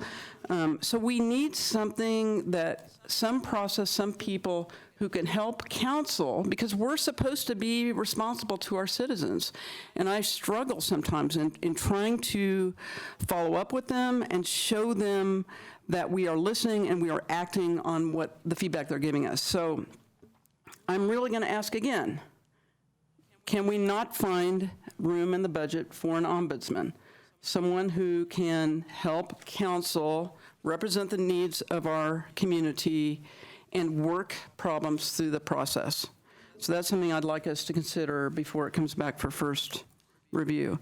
So again, I'm not asking, that shouldn't be incremental dollars, that should be found somewhere where we can find some efficiency and then do something that demonstrates to the community that we're listening to them and we want to act on governance. So that's my feedback. Thank you. Did anybody else want to go? Tough act to follow. So I was interested in, I asked the questions about the communications and the allocation for tools, because I was interested in looking at the new tools that might be needed to carry forward the public participation working group and communicating with the community in different forms that may be evolving. And what I'm referring to is using texting as opposed to email, and to using texting as another form to communicate with folks. So I don't know what that would cost, and I haven't looked at it. But I don't, if communications has been considering that, if that's something that they are looking at sometime in the future, it would be helpful to know what is going on there. And then I just wanted to address the idea of, Sam's idea of increasing the arts budget just a little bit wherever we might be able to find some dollars, and I would agree with that. And then finally, I just wanted to respond to Jan that I think that the city does have ombuds people. They're the 9 council members sitting here, and that's really our responsibility to be the folks that listen to the public and then talk to Jane about our concerns. So I wouldn't support an ombudsperson because I think we have 9 of us that the city gets for under $11,000 a year, so. We're screaming deal. Other thoughts? Does yours work? Nope. So I in a perfect world, I like the idea of adding arts and the human services. I think that's obviously, those are important. But I think Jan makes some great points, and they're ones that we should think about, particularly in this time where property taxes are going up. I think it remains to be seen how the economy is going to do, particularly in light of all the natural disasters that have just occurred and whatnot, and the fact that our revenues are certainly uncertain, is that we should be thinking about how we can justify to the citizens something concrete about what we're doing, and in particular, and I think, and we've heard this from the city manager for years, and it's, we have the shiny metal objects that we focus on, which are great. I mean, art is one of them, but we do have some really fundamental, the purpose of city government is, fire, police, safety. We've gotten a number of emails lately about citizens being concerned about various safety issues and whatnot, and I want to make sure that the citizens of Boulder feel safe. I mean, that's the number one function of government, and so things like that. So again, I was and am comfortable with the budget, but I think Jan makes some great points, and I think we should reflect on that a little bit as we come up to first reading. So. A little bit more, but you haven't gone. Oh, go ahead. I can go last. So I just wanted to say that I support the approach to human services and arts funding that Sam and Bob were proposing, so I'd be interested in that. Obviously, we have 2 public hearings on the budget, so it's not like we're making final decisions tonight, but I'll throw that out there. The one other thing I wanted to mention was to conceivably look at the public participation area. I really appreciate the focus on that as one of the new things we're working on. I'm not sure that we need 2 additional positions for that, so that's one thing we could look at as the possibility of 1. So I'll throw that out there. And then clearly there's not support for the dairy funding. I understand people's positions. I do appreciate having the conversation. So just leave it at that. Go ahead. Oh, go ahead. I have one. I have nothing mine's profound. So just going to be a request to Jane afterwards. So. Well, I will have more to say at first reading. I'm brain dead tonight, I'll just be honest. But I will say that I want to echo what people said about this being a good budget that was deliberately and carefully crafted to make sure that we're doing the safety and we're trying to take care of what we have and be mindful. So I think that we are largely there. And then the question is, do we do a little tinkering around the edges on these 2 items you guys mentioned? Of the 2, I'll say the human safety net, given where we're at in these economic times and the fact that people are struggling, I would lean towards that as much as I love the arts. I guess the other thing I would say is the county responded to, I guess Mary had a question about property taxes, and the county wrote back to her. The one in that email, it talked about there is a homestead exemption program, but it's to give seniors in particular relief from property taxes, but that it's severely curtailed by the state legislature. So I just wanted to throw that out there as something, and I know just enough to be dangerous, but it seems to me that might be something we want to explore as part of our legislative agenda if we want to see that as a tool going forward, because our property taxes are doing nothing but going up, and so this isn't a problem that's going to go away. So we may want to look at helping to reform that program to be more useful as we move forward. So that's. Could I just, that email that you're referring to was actually really, really good in terms of explaining how property taxes work and how unfortunate it is that we can actually do very, very little in terms of providing tax relief. The net effect would be very little, and you know, to Jan's points, I think we should look and see and just do the analysis to see what that would take, and maybe that's something you come back with and just say, if we were to not spend the $5 million from property taxes, what would that mean in terms of tax relief or something like that, just because it is so minor. But what I would like to do is post that email to the hotline so that other folks get the benefit of that explanation. That was, I thought, very good and very clear. If I could pile on that, Zana, two things on that. I fully support bringing up in our legislative agenda a much broader exemption for seniors. I actually did a little bit of a survey on this a few months ago, and Colorado really lags most states in that. Most states, or many states, I should say, have much more aggressive senior exemptions than we do. Somewhere along the lines, I think we just stopped we just fell behind. And so I think that's something that we can lead on. The second is also participation levels. Our participation levels are not as high as they should be. You would think that 100% of the people who could avail themselves of this would, and they don't. And so I think that's something we can do here very, very much locally is educate our seniors who live in our community of the availability of this. And this is maybe something that the city staff can help us with. Maybe we can put together an education opportunity to make sure that people know how to do that, it's a relatively small amount right now, and we need to work on that end of it too, but I think getting people at least what they deserve would be really, really helpful. Yeah. And again, I would like to understand more about that tool and how much relief it could provide to people on fixed incomes. So, I think maybe you have one more request, but I guess I would just say that I think we're 90, 95, 98% where we need to be, and we'll have more to talk about as we go to first reading. And I guess I would encourage all of us to, if we have additional thoughts, to put them out early. Don't do it the night before.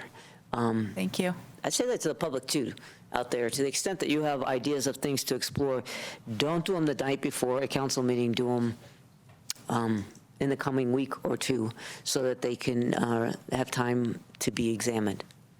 So with that, Sam? Yeah, well, I didn't get a chance to say thanks for all the hard work in the budget. I dove right in, and I should have said something about that, so thank you. One thing I would be interested in seeing is we hear a refrain that the city does not concentrate enough on core city services. But I look down the head count and look at what most of the head count is in, and it looks like core city services to me.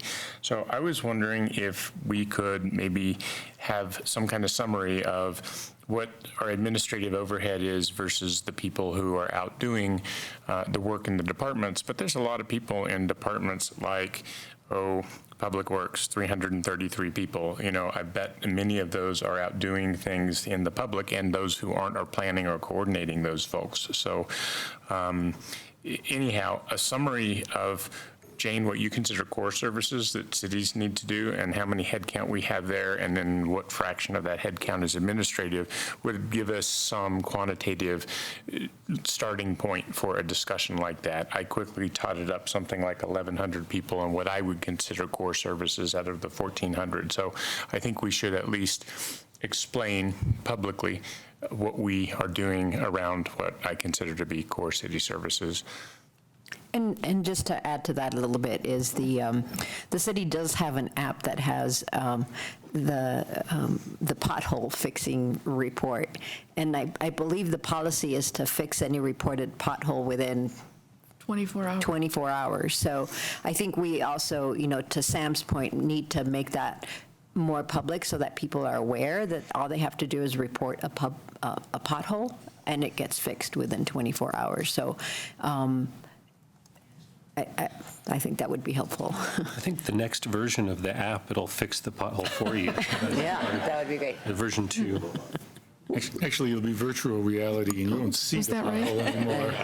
Right. So, I mean, maybe I said the wrong hours. It was 24 hours, right? I thought that was our policy. Yes? Yeah. Wow. Fill them? To fix the reported pothole. Wow. Okay, well, and so. Sidewalks? And there's also a budget, we also have a budget tool on the website, right? So people can. Yes. It's very cool. I guess, yeah, maybe just say something to the public about the tool that exists? Yeah, that's correct. It's called the Balancing Act, and it's an interactive tool that provides you what our total proposed city budget is, and you can try to balance it using different varieties, increasing fees, reallocating the budget to where the citizen or constituent would like to see it. And then we also receive feedback and analytics on kind of where those priorities might be. And it came out last year, so this is the second year we're using it. We also have it in Spanish. That's taking a little bit more time. We had some technical difficulties, but we should be able to get it up by the end of the week. Okay. Well, we encourage the public to go check that out and give us feedback. But I do think this budget is in response to what we perceive to be the public's priorities.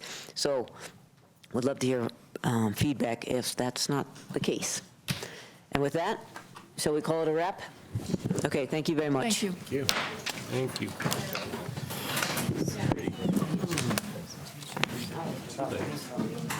you. I love that computer with the Post-it notes. That was so creative. Yeah. I'm creative. Oh, it was?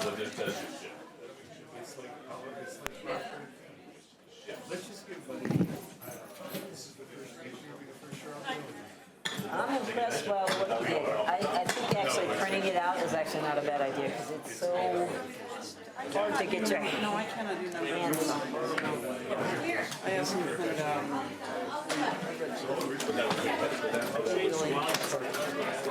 You seldom look so long.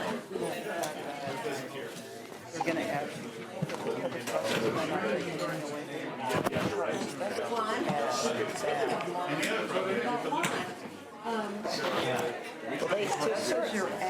Yeah, let's take Let's do it now. Just add more people on the process. I was going to say, but to a certain degree, it's not the same as but it is, yeah.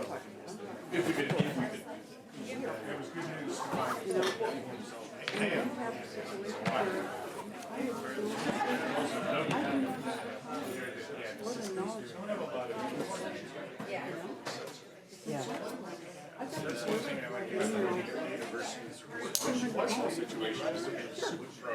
And, you know,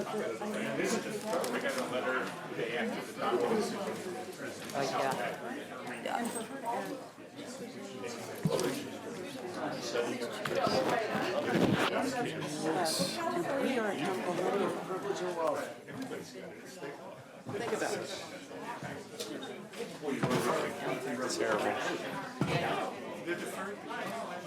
Okay. See you later, Mom.